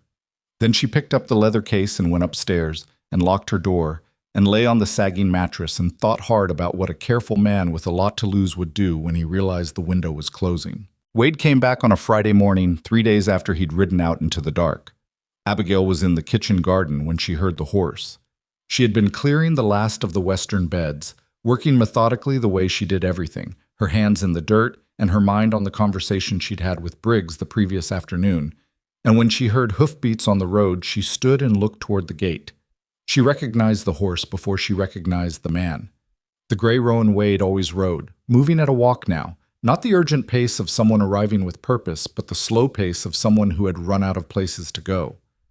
Wade himself sat in the saddle the way a man sits when he's been riding too long and sleeping too little. Slightly forward, shoulders carrying something that wasn't muscle fatigue. She set down her garden fork and walked to the fence and waited. He saw her. He pulled up the roan 20 feet from the fence and looked at her, and the cold, flat expression from the kitchen doorway 2 nights ago was gone. What was there instead was harder to categorize. Not contrition exactly, not anger. Something older than either of those. The particular weathered look of a man who has been sitting somewhere alone for 3 days, arguing with himself, and has finally stopped arguing because one side ran out of ammunition. Is Cole here? He said. He's in the barn, she said. I'll get him. She went to the barn and stood in the doorway. Cole was working on a harness, hands busy with the leather and his back to her, and he had the particular set of his shoulders that she'd come to recognize as his working through something posture, the equivalent of her sitting at the kitchen table with a pen. Wade's back, she said. Cole's hands went still. He didn't turn immediately. Then he set the harness down on the rail and turned, and his face was controlled in that way she knew, the careful surface over something much larger underneath. Is Briggs ready? He asked. Briggs and the marshal's deputy have been in position since yesterday morning, she said. I sent Eli to signal them when I heard the horse. Cole looked at her for a moment. You heard the horse and sent Eli before you came to get me. I needed to make sure Wade saw me first, she said, so he understood that coming back here was his choice, not a trap. Cole was quiet. Then, was it his choice? Yes, she said. He could have kept riding. He came back anyway. She paused. That matters. Cole picked up his hat from the rail and put it on and walked past her into the yard. She followed at a slight distance because this particular moment was not hers. It was Cole's, and she understood the difference between being useful and inserting herself where she didn't belong. Wade had dismounted. He was standing with the roan's reins in one hand and his hat in the other, which she noted, hat in hand, was not the posture of a man ready to fight. It was the posture of a man who has finished fighting. Cole stopped 6 feet from him. Neither of them spoke for a moment. The morning was clear, the ridge behind the house caught in early light, and somewhere in the middle distance Eli was riding a quiet signal toward town, and the deputy would be on his way. You came back, Cole said. I came back, Wade said. Blackwood tell you to? Wade's jaw tightened. Blackwood told me to go to his cousin's place in Montana and wait. A pause. I didn't go. Cole looked at him steadily. 8 years, Wade. I know. 8 years and you sat at my table. I know. Wade's voice was not loud, but it had a rough edge that wasn't anger. It was the edge of something a man has been saying to himself in the dark for 3 days. I know what I did. I'm not standing here telling you I don't know what I did. Then why are you here? Wade looked at the ground, looked up. Because he was going to burn the place, he said. Blackwood. He said if things had gone too far, if there was already law involved, he'd rather put a fire to the barn and let the loss kill the credit line faster than the bank review would. His voice had flattened on the words, the way voices flatten when you're reporting something that still disgusts you. He said it would look like the rancher set the fire himself for the insurance. Cole went very still. Wade looked at him directly. I've done things I can't undo, he said. I know that, but I'm not going to stand by while he burns down what's left. He paused. I'll give you everything, all of it. Every ranch he targeted, every name, the supply company records, the man at the bank who filed the inquiry, all of it. Another pause. I need something in return. You'll need to talk to Sheriff Briggs about what you get in return, Cole said. I know, Wade said. I needed you to know why I came back. Not to the sheriff. To you. Something crossed his face that was close to painful. I need you to know it wasn't only the money. When I started with Blackwood, Helen had just died and you were going under, and Blackwood said the ranch was finished anyway. He said I was protecting my own future. His voice frayed slightly on the edges. That was a lie I told myself for a long time. Cole looked at him for a very long moment. It doesn't change what happened, Cole said. No, Wade said. I know. But I hear you, Cole said. And that was all he said about it, and it was enough. And Abigail thought, that is a man who knows the difference between forgiving and understanding, and is offering the one he has the capacity for right now. Briggs arrived 40 minutes later with the deputy marshal, a lean man named Harker, who had the efficient manner of someone who had done this particular thing many times and had developed a respect for doing it correctly.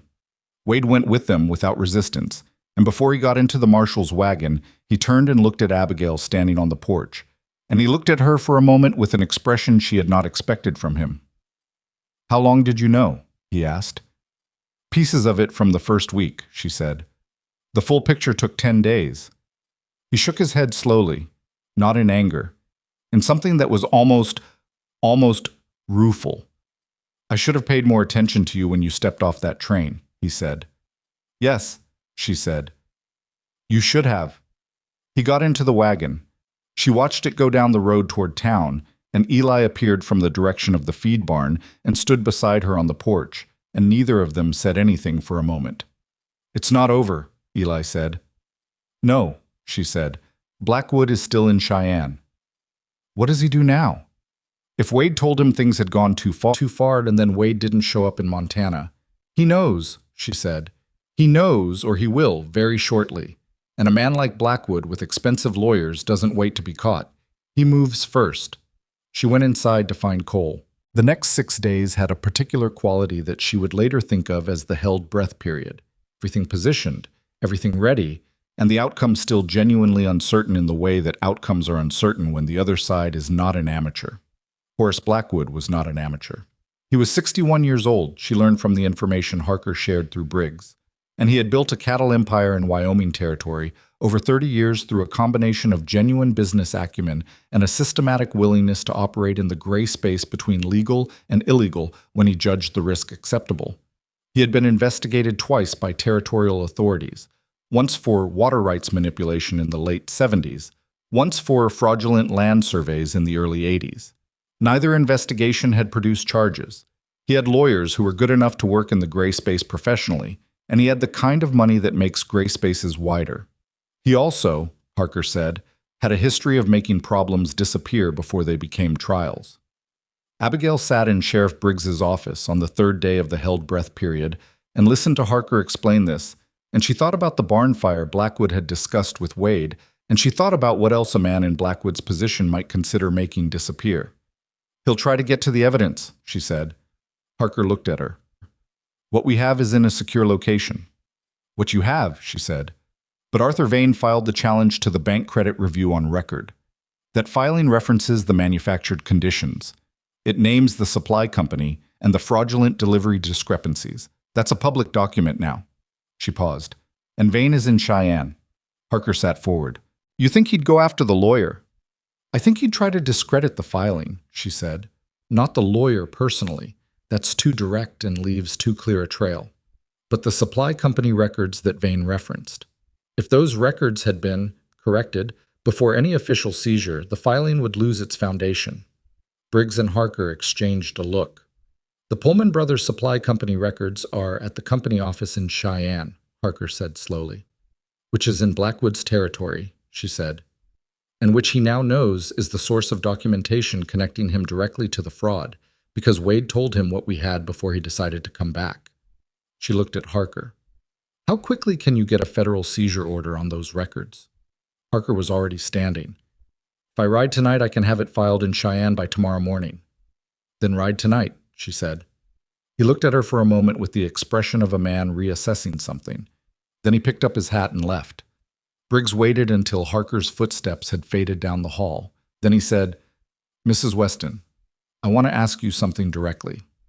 "All right," she said. "How certain are you that the supply company records still exist in a form that helps us?" She thought about it honestly. 70%, she said. "If Blackwood moved the moment Wade disappeared in Montana instead of arriving, he may have already started cleaning the records. But Wade said he told Blackwood that law was already involved. That was 3 days ago. Blackwood is careful. A careful man doesn't destroy records immediately because destroying records is itself evidence of consciousness of guilt. He'd clean them gradually, enough to create ambiguity, which means if Harker gets there within 48 hours, there's likely still enough." Briggs nodded slowly. "And the other 30%? "We work with what Wade gave us and what we have from Iron Ridge," she said. "It's not as strong without the supply records, but it's not nothing." She paused. "Blackwood's attorney will argue that all the evidence is circumstantial, that Wade was acting alone, that Blackwood had no knowledge of what his supply company was doing at the ranch level. Without the company records showing instructions flowing from Blackwood down, that argument has legs." She looked at Briggs steadily.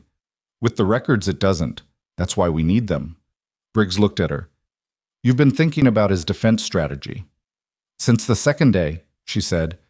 "If you know what the other side is going to argue, you build your evidence to close those arguments before they're made." She picked up her leather case.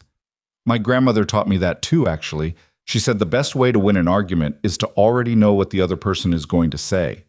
She drove back to Iron Ridge in the late afternoon with the low sun in her eyes, and the leather case on the seat beside her, and the held breath quality of the valley sitting all around her, the way the air sits before a storm that hasn't arrived yet.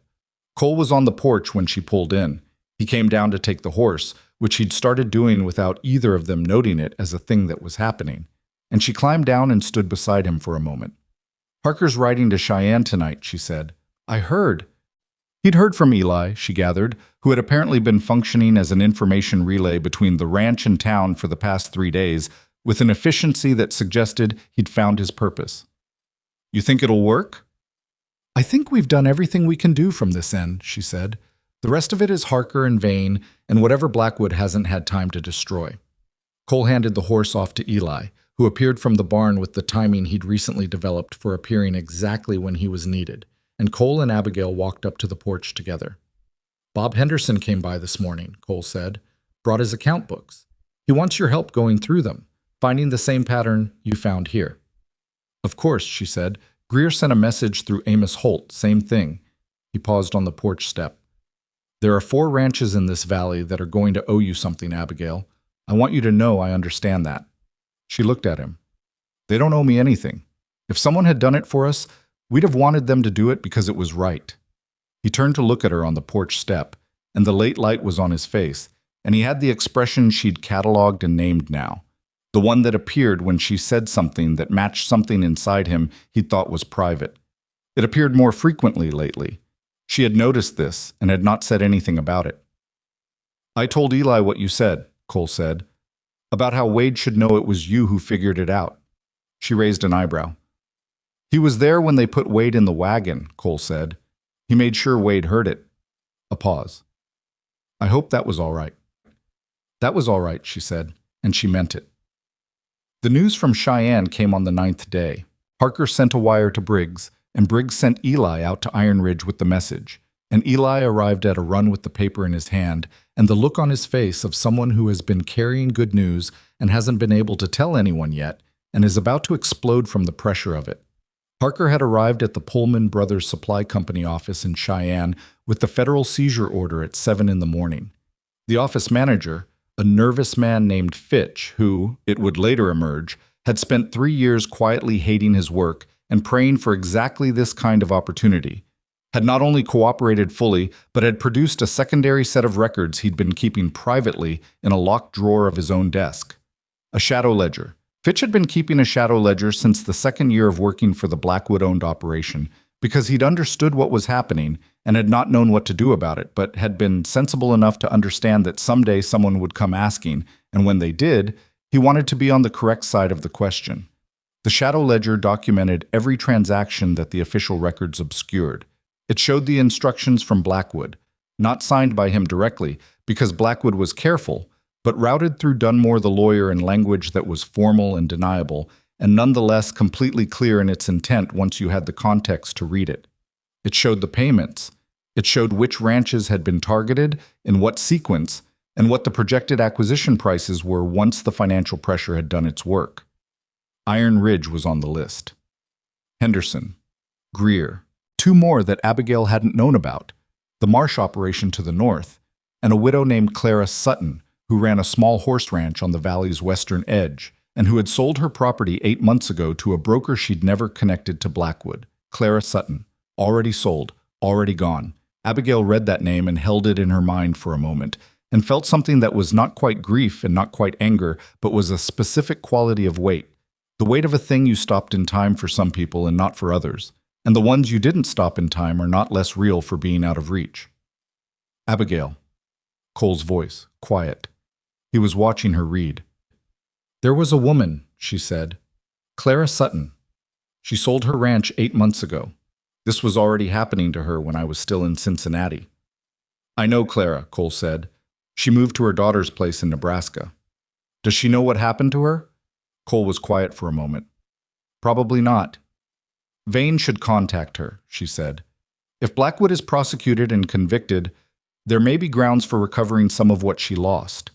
She should know that possibility exists. She looked up. She shouldn't lose twice, once to Blackwood and once to not knowing she had options. Cole looked at her with the expression. She'd stopped trying to not notice it. I'll tell Vane. She went back to the wire. Harker had seized the records, deposed Fitch, and filed for an arrest warrant for Horace Blackwood on charges of fraud, conspiracy, and cattle theft across multiple properties in Wyoming territory. Dunmore the lawyer had apparently appeared at the federal office within 2 hours of the seizure with a portfolio of objections that Harker described, in the terse language of a deputy marshal's wire, as extensive but insufficient. Blackwood was arrested at his Cheyenne estate on the morning of the 8th day.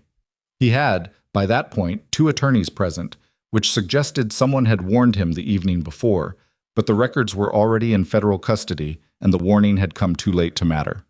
Briggs got the formal notification the next day. He came out to Iron Ridge himself to deliver it, which she appreciated.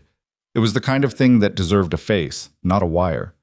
He sat at her kitchen table and drank coffee, and Cole sat across from him, and Eli stood in the doorway because he'd given up pretending he had somewhere else to be.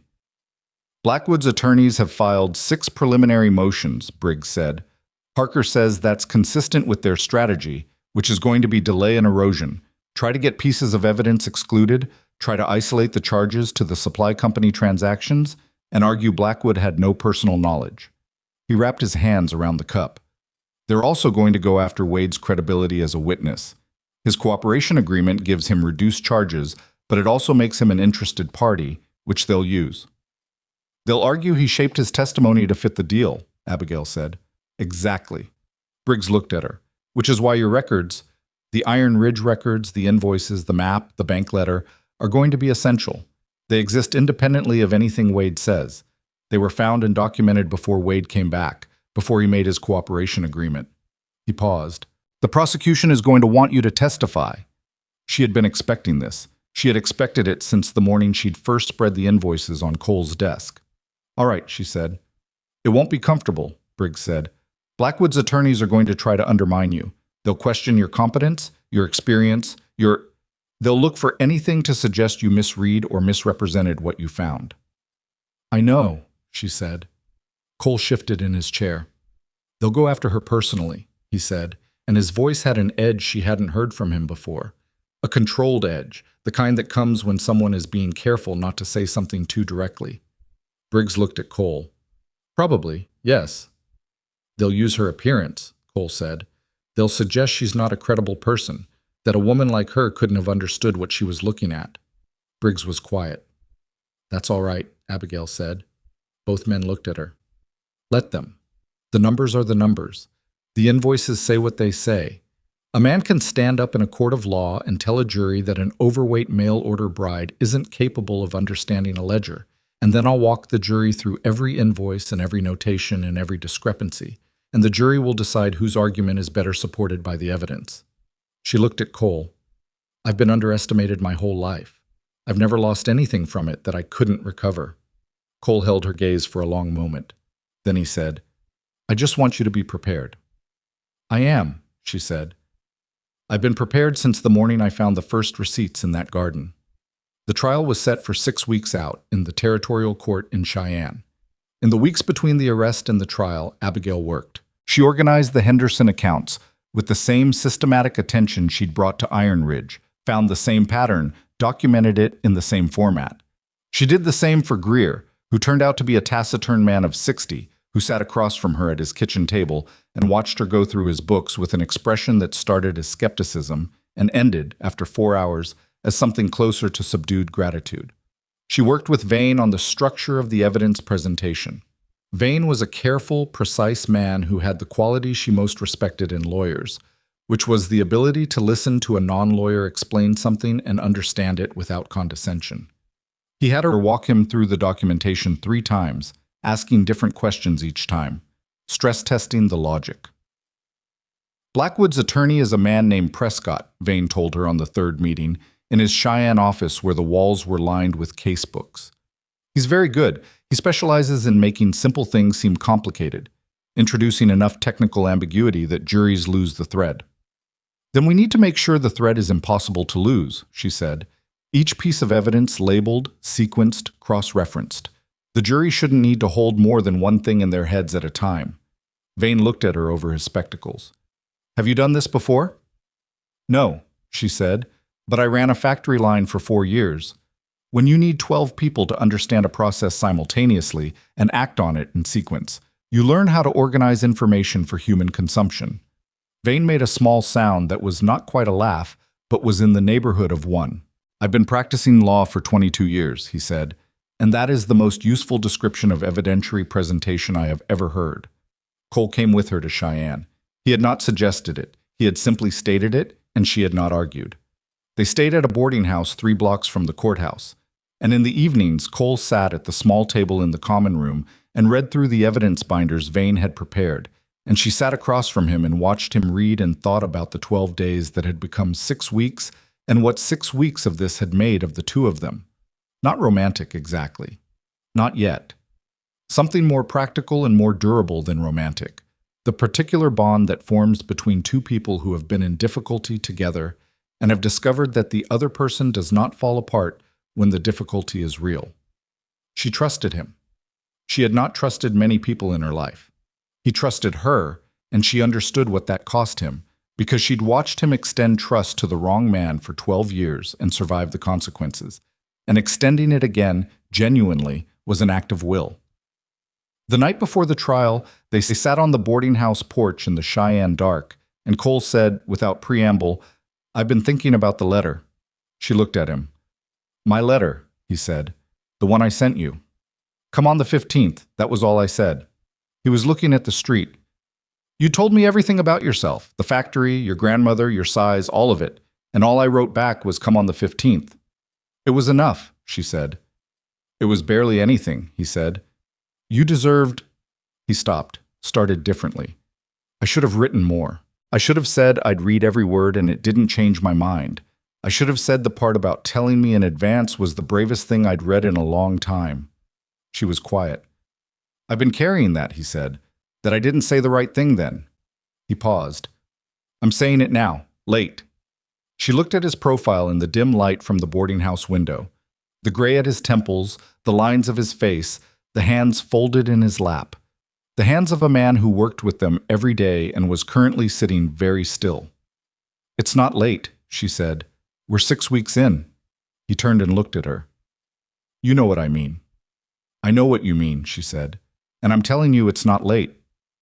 They sat in the quiet for a little while, and it was not uncomfortable, and that in itself was something she had not expected 6 weeks ago. The trial opened on a Tuesday morning in the Cheyenne Territorial Courthouse, a room with high windows and wooden benches that creaked when the gallery shifted, which the gallery did frequently because the gallery was full. Horace Blackwood sat at the defendant's table in a suit that had cost more than most of the ranchers in the room, made in 6 months.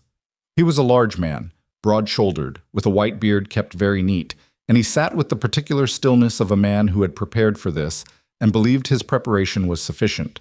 His attorney, Prescott, was everything Vane had described. Smooth without being slick, technically precise without being cold, capable of taking a piece of evidence and surrounding it with so much contextual uncertainty that it seemed to waver. But Abigail had organized the evidence so there was no single piece to attack. Every document cross-referenced 3 others. The Shadow Ledger confirmed the Iron Ridge invoices. The Iron Ridge invoices confirmed the Henderson records. The bank inquiry connected to the Dunmore filings, which connected to the supply company transactions. Pull any one piece, and the others still stood. Prescott tried.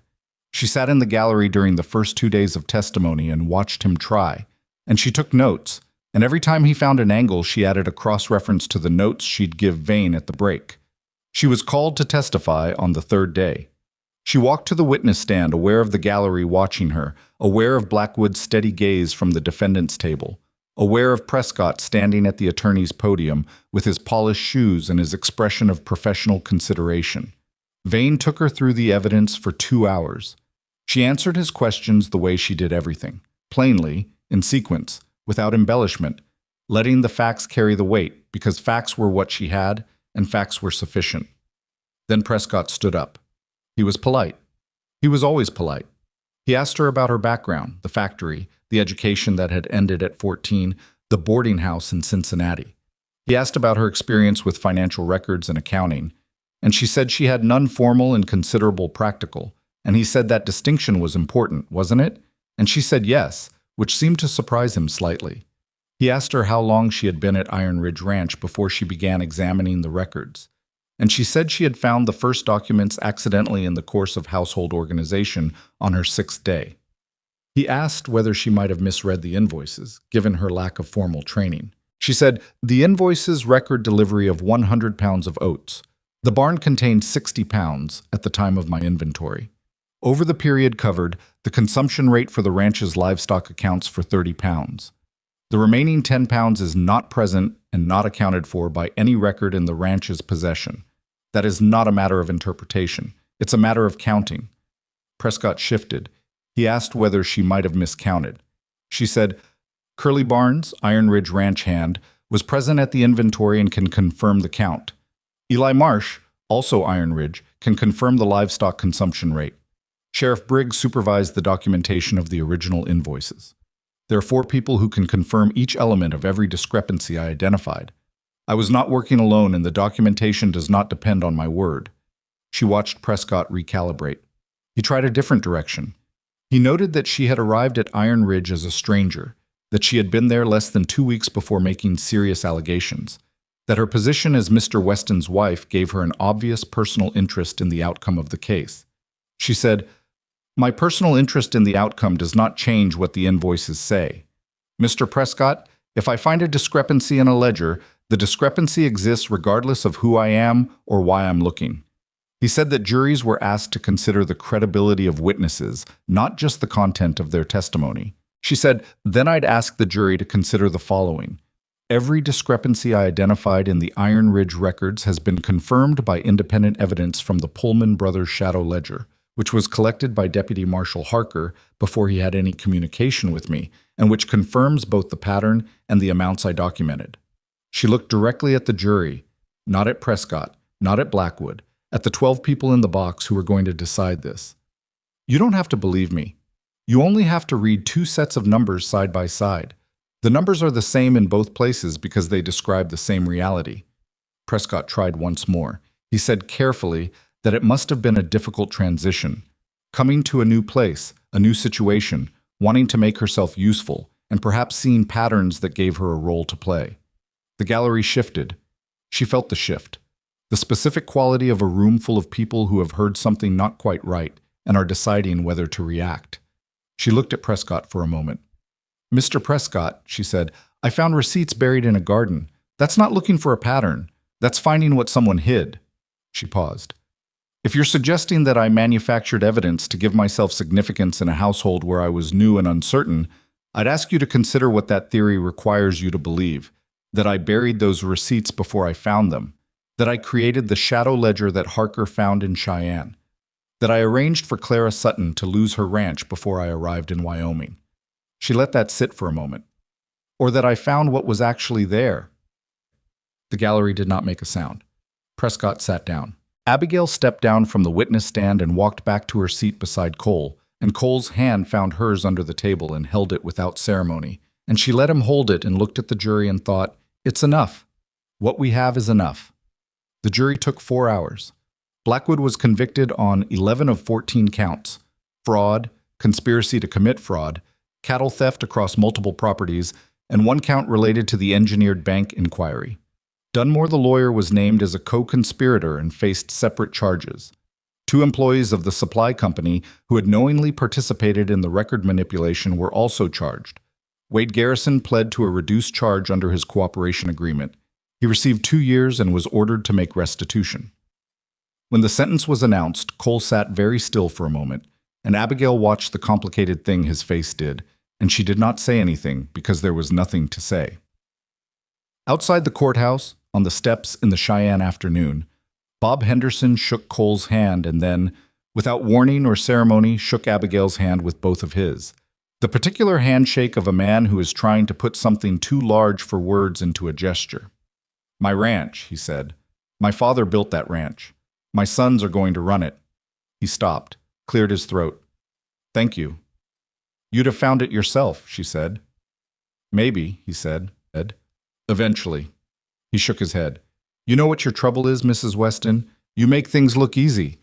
She thought about the garden fork in the dirt and the pre-dawn coffee and the kitchen table in lamplight, and 3 days of nights she hadn't slept well, and the 40 days between finding the first receipts and standing in a Cheyenne courthouse. She thought about what looked easy and what was.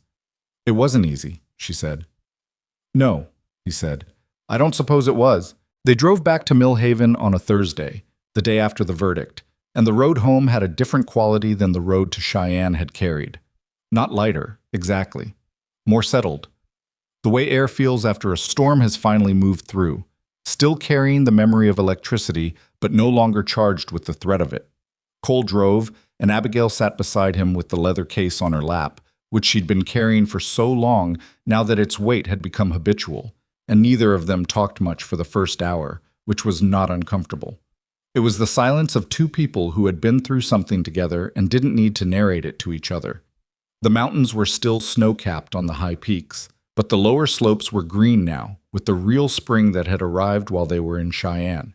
And the valley, when they descended into it, had the particular lushness of a place that had been waiting patiently for the season to catch up to itself. The creek that ran parallel to the main road was running high and fast with meltwater. The pastures on either side were the kind of green that made you squint in the afternoon light. "I want to ask you something," Cole said, somewhere around the second hour. She looked at him. "At the trial, when Prescott was going after you." He kept his eyes on the road. "You didn't get angry."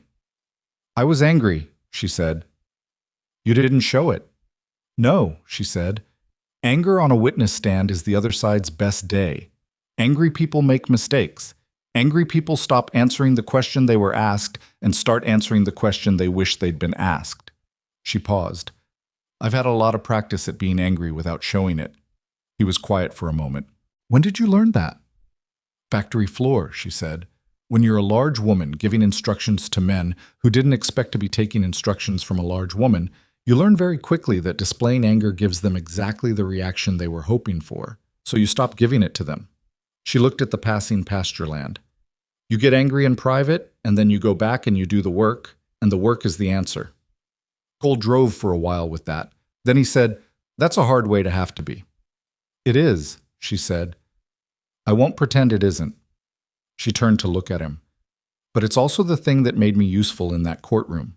So I don't know whether to resent the circumstance or be grateful for what it built." "Can it be both?" he said. "Yes," she said.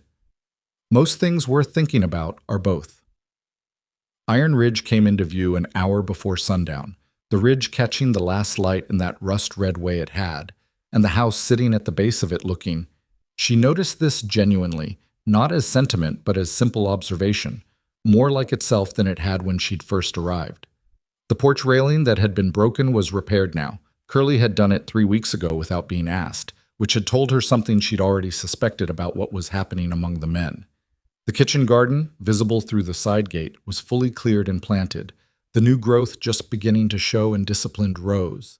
Eli had helped her with the planting the week before they'd left for Cheyenne. He'd been awkward about it at first. A young ranch hand crouching in a garden was not a thing he'd anticipated as part of his working life. But by the second hour, he'd been asking questions about what grew next to what and why, with the genuine curiosity of someone who had never thought about food as a thing that came from the ground.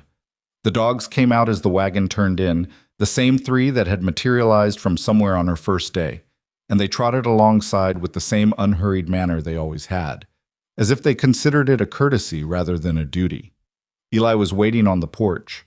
He had a particular energy about him that she recognized, the compressed quality of someone holding information they've been keeping since the morning. "Henderson came by," he said, before the wagon had fully stopped. "And Greer, and there was a wire from a woman named Sutton, Clara Sutton. She's in Nebraska."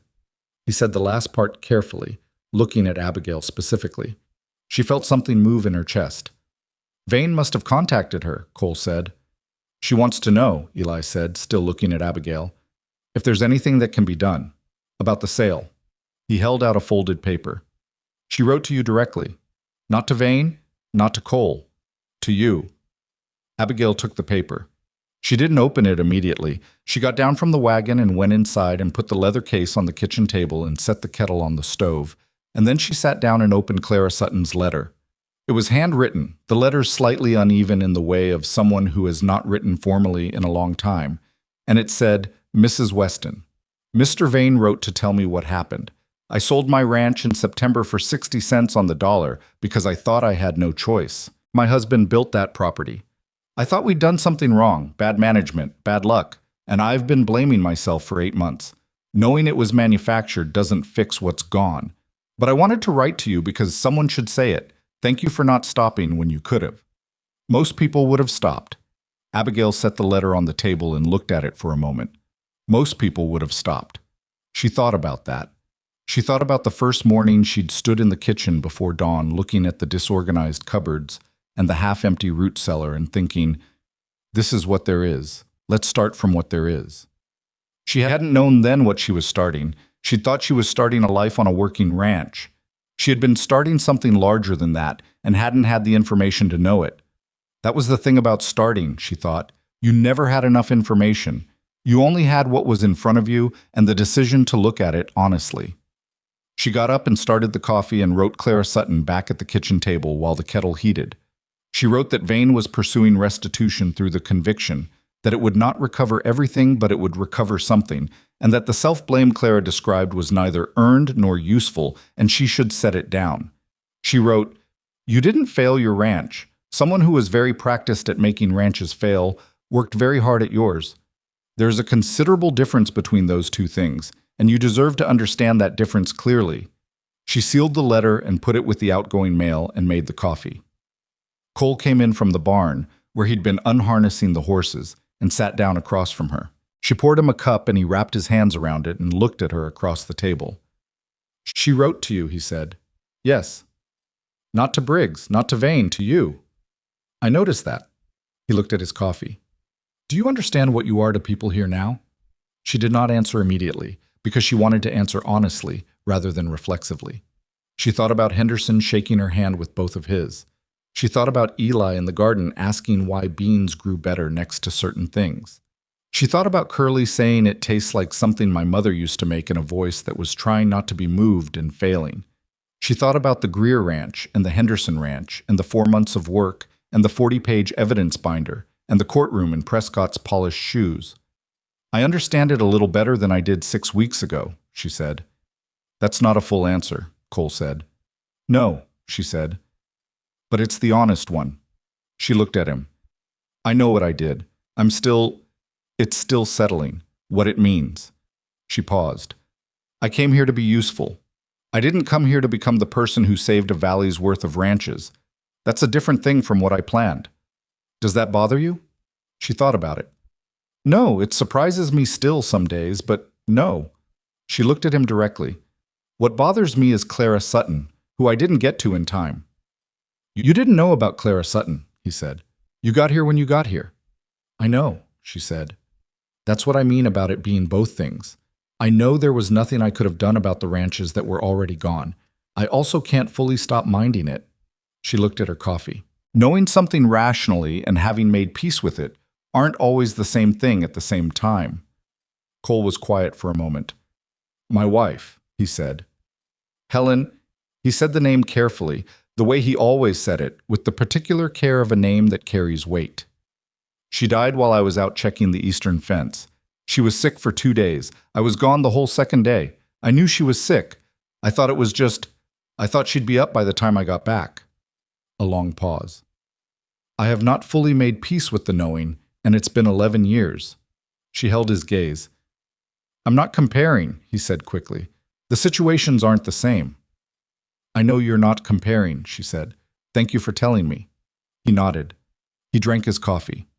Outside, the last of the evening light was leaving the ridge, and the kitchen was warming from the stove, and the dogs settled on the porch with their familiar thumping weight, and Iron Ridge made its nighttime sounds. The next morning, Abigail drove to town to post Clara Sutton's letter and to stop at the feed store, where Amos Holt greeted her with the uncomplicated warmth of a man who has heard good news and attributes some portion of it, correctly, to the woman standing in front of him. "Verdict's all anyone's been talking about," he said. "Briggs came in yesterday and told me the whole thing." He shook his head. 12 years, right under Cole's nose." "Under everyone's nose," she said, in the tone that closed that particular door gently. "People see what they trust, until they have a reason to look differently." Amos looked at her. "Martha wants to know if you'd come to supper next week. She said to tell you she's been wanting to talk to you properly since the day you arrived and kept getting interrupted by events." Abigail smiled. "Tell her yes." She was paying for the kitchen supplies when the door opened behind her and she heard boots she recognized. Or rather, she recognized the quality of the step, which was more hesitant than it used to be. She turned. Wade Garrison stood in the doorway of the feed store in civilian clothes, not his foreman's gear, looking like a man who has practiced entering a room and still isn't sure about the execution. He was out on his cooperation agreement, she knew. The formal sentencing was still 6 weeks out, but the terms had been set. She had not expected to see him before then. He saw her. He stopped. Amos Holt went very still behind the counter. The three of them were in this suspended moment for approximately 2 seconds, and then Abigail picked up her basket and said, "Wade." "Mrs. Weston," he said. His voice was careful. "Were you looking for supplies?" she asked, in the practical tone of a woman in a feed store. He looked thrown by the normalcy of it. "Yes. Feed for the... I'm working at this Jenkins place now. Day labor." "Good," she said. "The Jenkins operation is decent." He looked at her for a moment. He seemed to be deciding whether to say something. She waited, because the decision was his, and she wasn't going to make it for him. "I want to say something to you," he said, "and I want to say it without... I'm not asking for anything. I'm not expecting anything." "All right," she said. "I said things to you on that platform," he said, "and in the kitchen, and..." He stopped. "I'm not good at this, but I want you to know I understand what I said and what I did, and that I know there's nothing that undoes it." She looked at him steadily. He had lost weight in the weeks since she'd last seen him, and his face had the particular altered quality of a man who has been stripped of the role that structured his identity for 12 years and is still working out who he is without it. "Wade," she said, "I'm not carrying what you said on the platform. I made my decision about you the night you came back to Iron Ridge. You didn't have to come back. You chose to. That choice cost you something, and it helped people who needed helping." She paused. "I haven't forgiven you for what you did to Cole and to those ranches. That's not mine to give. But I'm not your enemy either." He looked at her for a long time. His jaw moved once. "You're a very strange woman," he said. "I mean that as the highest thing I know how to say." "I know," she said. She picked up her basket. "Good luck at Jenkins." She walked out of the feed store and stood on the boardwalk for a moment in the spring morning, and she thought about what had just happened and whether it was the right thing. And she decided it was the honest thing, which was the closest she ever got to certainty. The valley settled into spring with the particular gratitude of a place that has come through a hard winter. The ranches, Iron Ridge, Henderson, Greer, recovered not all at once but gradually, which is the only way real recovery happens. The supply chain, now running through a different company entirely after the Pullman Brothers operation was dissolved under federal order, delivered actual quantities. The ledgers, now maintained by Cole with Abigail's organizational system, balanced in the way ledgers should balance. Eli turned out to have a talent for accounting that surprised everyone, including himself. Abigail had set him to cross-checking the new supply invoices as a matter of routine, and within 2 weeks he had developed a filing system that was, she admitted to him directly, better than hers. "Don't tell anyone," he said, with the grin of a 22-year-old who has just been told he's good at something. "I will absolutely tell everyone," she said. The kitchen garden came in fully by June. The beans were first, then the tomatoes, then the squash that had taken over an entire bed with the ambition of something that hadn't been allowed to grow for a long time. The volunteer turnip that had survived the neglected winter on its own terms produced 3 more of itself, which she took as a specific kind of encouragement. Curly's wife had died 3 years back, he'd said. She had taken to setting a portion of the table cooking aside for him to take back to the bunkhouse, not as charity, which she understood he'd refuse, but as overflow, which she understood he'd accept. He accepted it every time and said nothing about it, and she said nothing about it, and this was its own kind of conversation. Martha Holt's supper turned out to be the first of several, because Martha Holt was a woman who had lived in Millhaven for 22 years and knew everyone's business and most of their secrets, and had the particular generosity of a person who uses information not to judge, but to understand. And she and Abigail had, over the course of the first supper and the subsequent ones, the kind of conversations that Abigail had not had since her grandmother died, about what it meant to come to a place as an outsider, about what it took to stay. "They're still talking about you," Martha said, at the third supper, meaning the town. "I know," Abigail said. "Not the way they were," Martha said. "Different now." "I know that too," Abigail said. Martha looked at her across the supper table. Amos had gone to the back to check on something, and they were alone for the moment. "Does it matter to you, what they think?" Abigail considered. "Less than it used to," she said. "It mattered when I got off the train. I'd be dishonest if I said it didn't." She looked at her plate.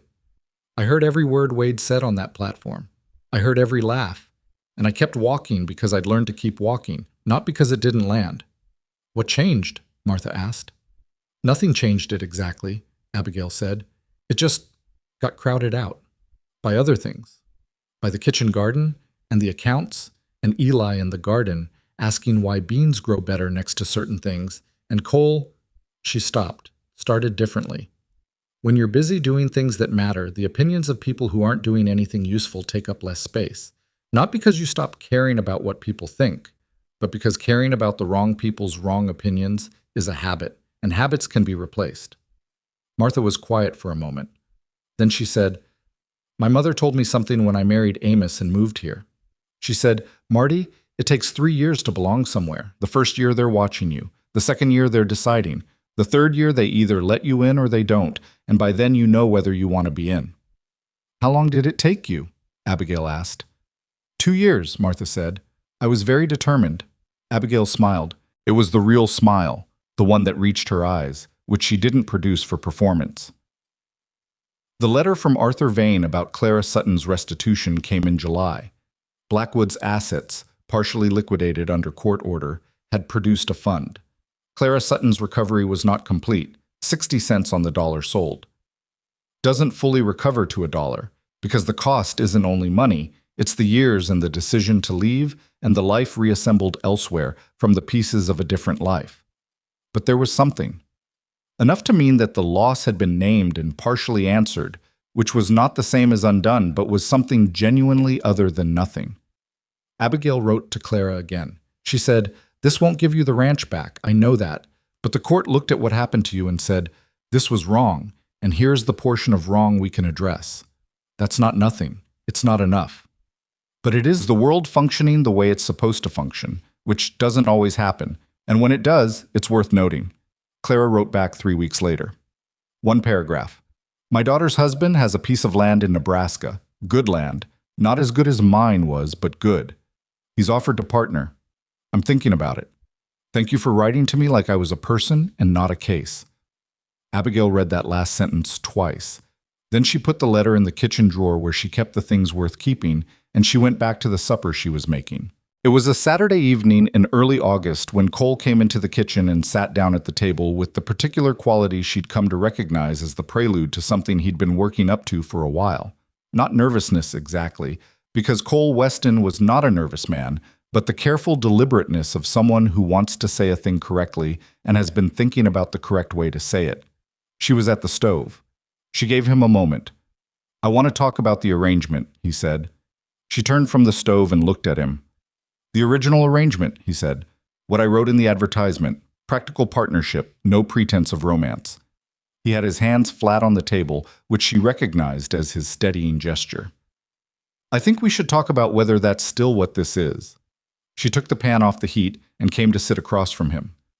What do you think it is? She asked, not deflecting, genuinely asking. He had been living inside it the same length of time she had, and his perspective on it was not less valid than hers. Cole looked at his hands. I think it started as what I said it was, he said. I needed someone capable. You needed a different life. Both of those things were true and honest. He paused. I think somewhere in the middle of everything else, something else happened. And I think I've been calling it by the wrong name to myself because it seemed like a lot to say. What name have you been using? She asked. He looked up. Gratitude, he said.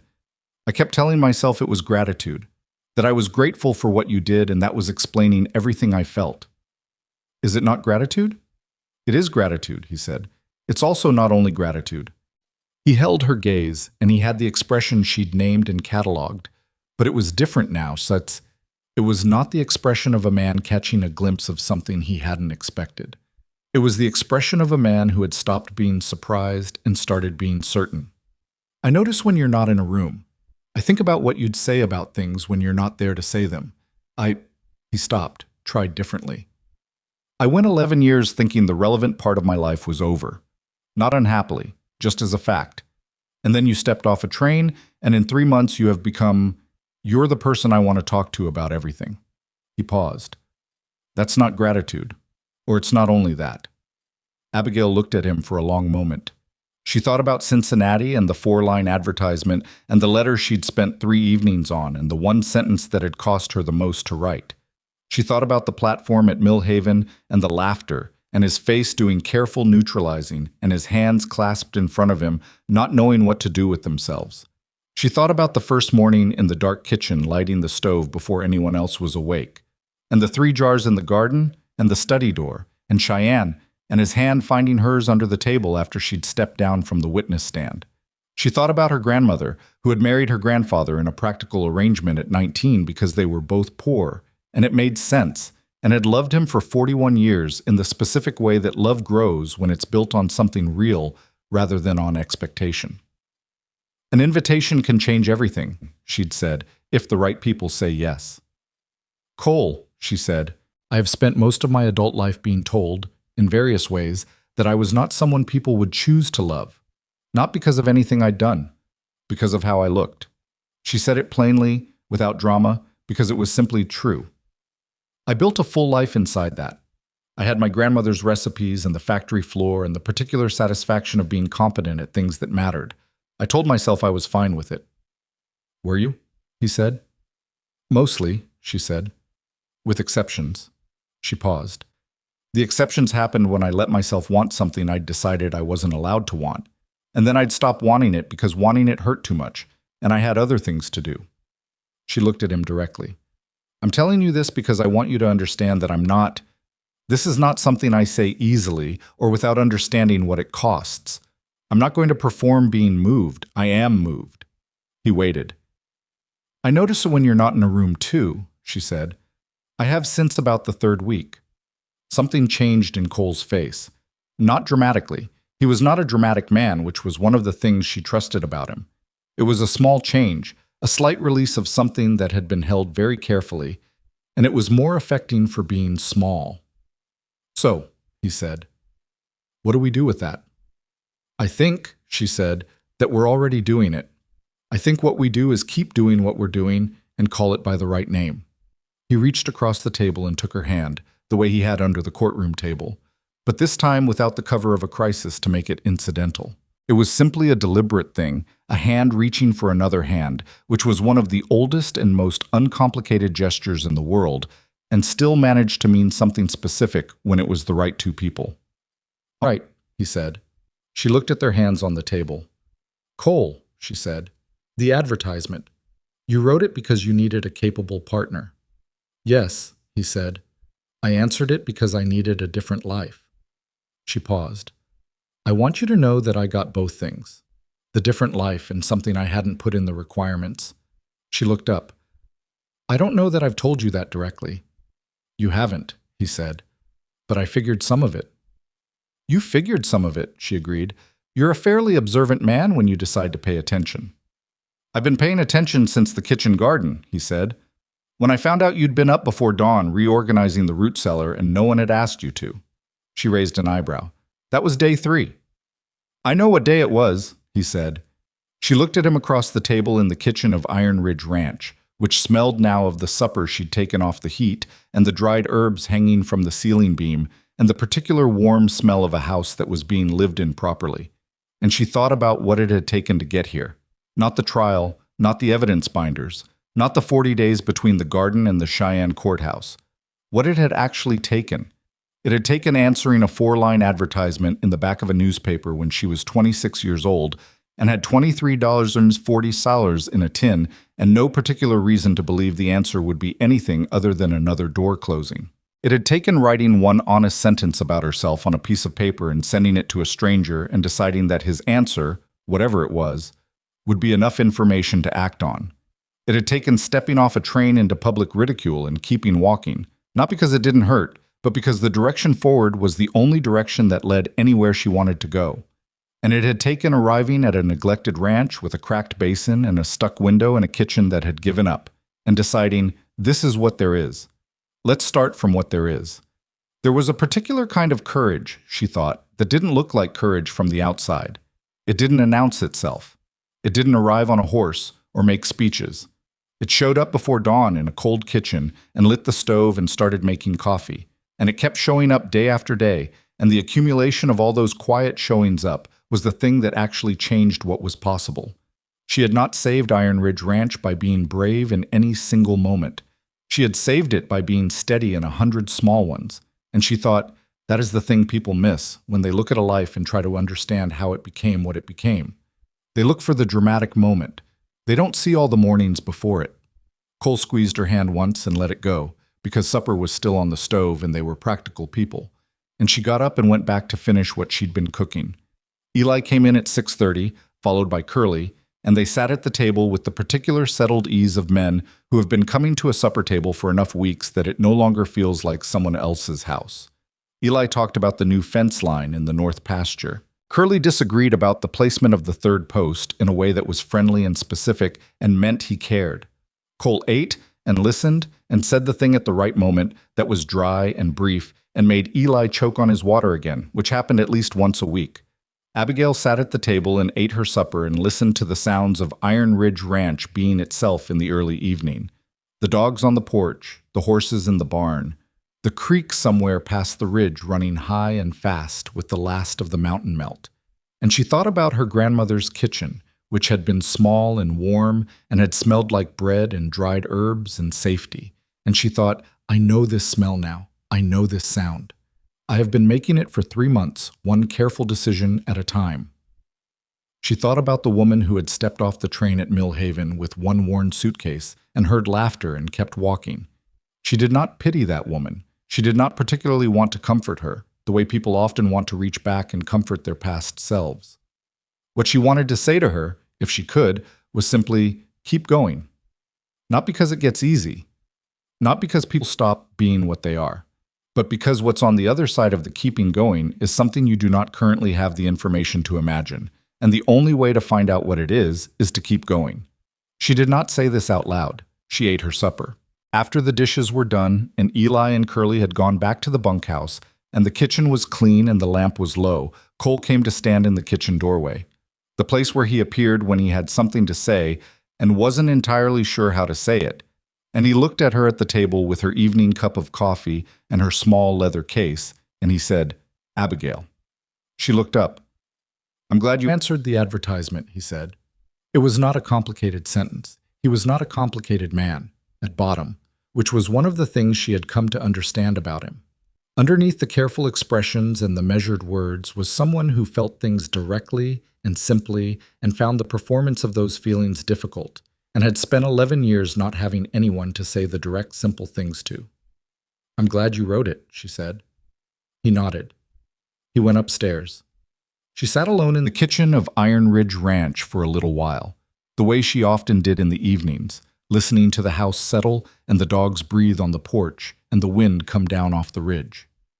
The kitchen garden was dark outside the window, but she could picture it.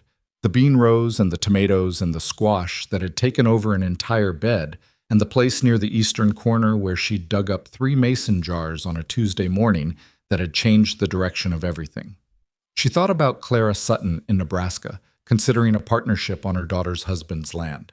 She thought about Bob Henderson's sons who would inherit a ranch that was still there because someone had started asking the right questions at the right time. She thought about Eli asleep in the bunkhouse with a natural talent for accounting that no one had bothered to look for before someone thought to give him the opportunity. She thought about Curly taking supper portions back to an empty bunkhouse room without saying anything because some things are received better when they're not named. She thought about the woman on the train from Cincinnati watching the land change outside the window and not being able to imagine what she was riding toward. You never can, she thought. You never have enough information in advance. You only have the honesty to describe yourself plainly on a piece of paper, and the decision to keep walking when the laughter starts, and the understanding that starting from what there is, however little, however broken, however neglected, is not a lesser version of starting. It is the only version that ever actually leads anywhere. She finished her coffee. She put out the lamp. She went upstairs in the dark of Iron Ridge Ranch, where the window in her room no longer stuck, and the basin had been replaced with a whole one, and the mattress, still sagged on the left, was hers, and she knew every sound the house made and what each one meant. She lay down and listened to the ridge and the wind and the particular quiet of a life that had become, without announcement, the life she was meant to be living. She did not need it to be more than it was. It was already more than she had known to want.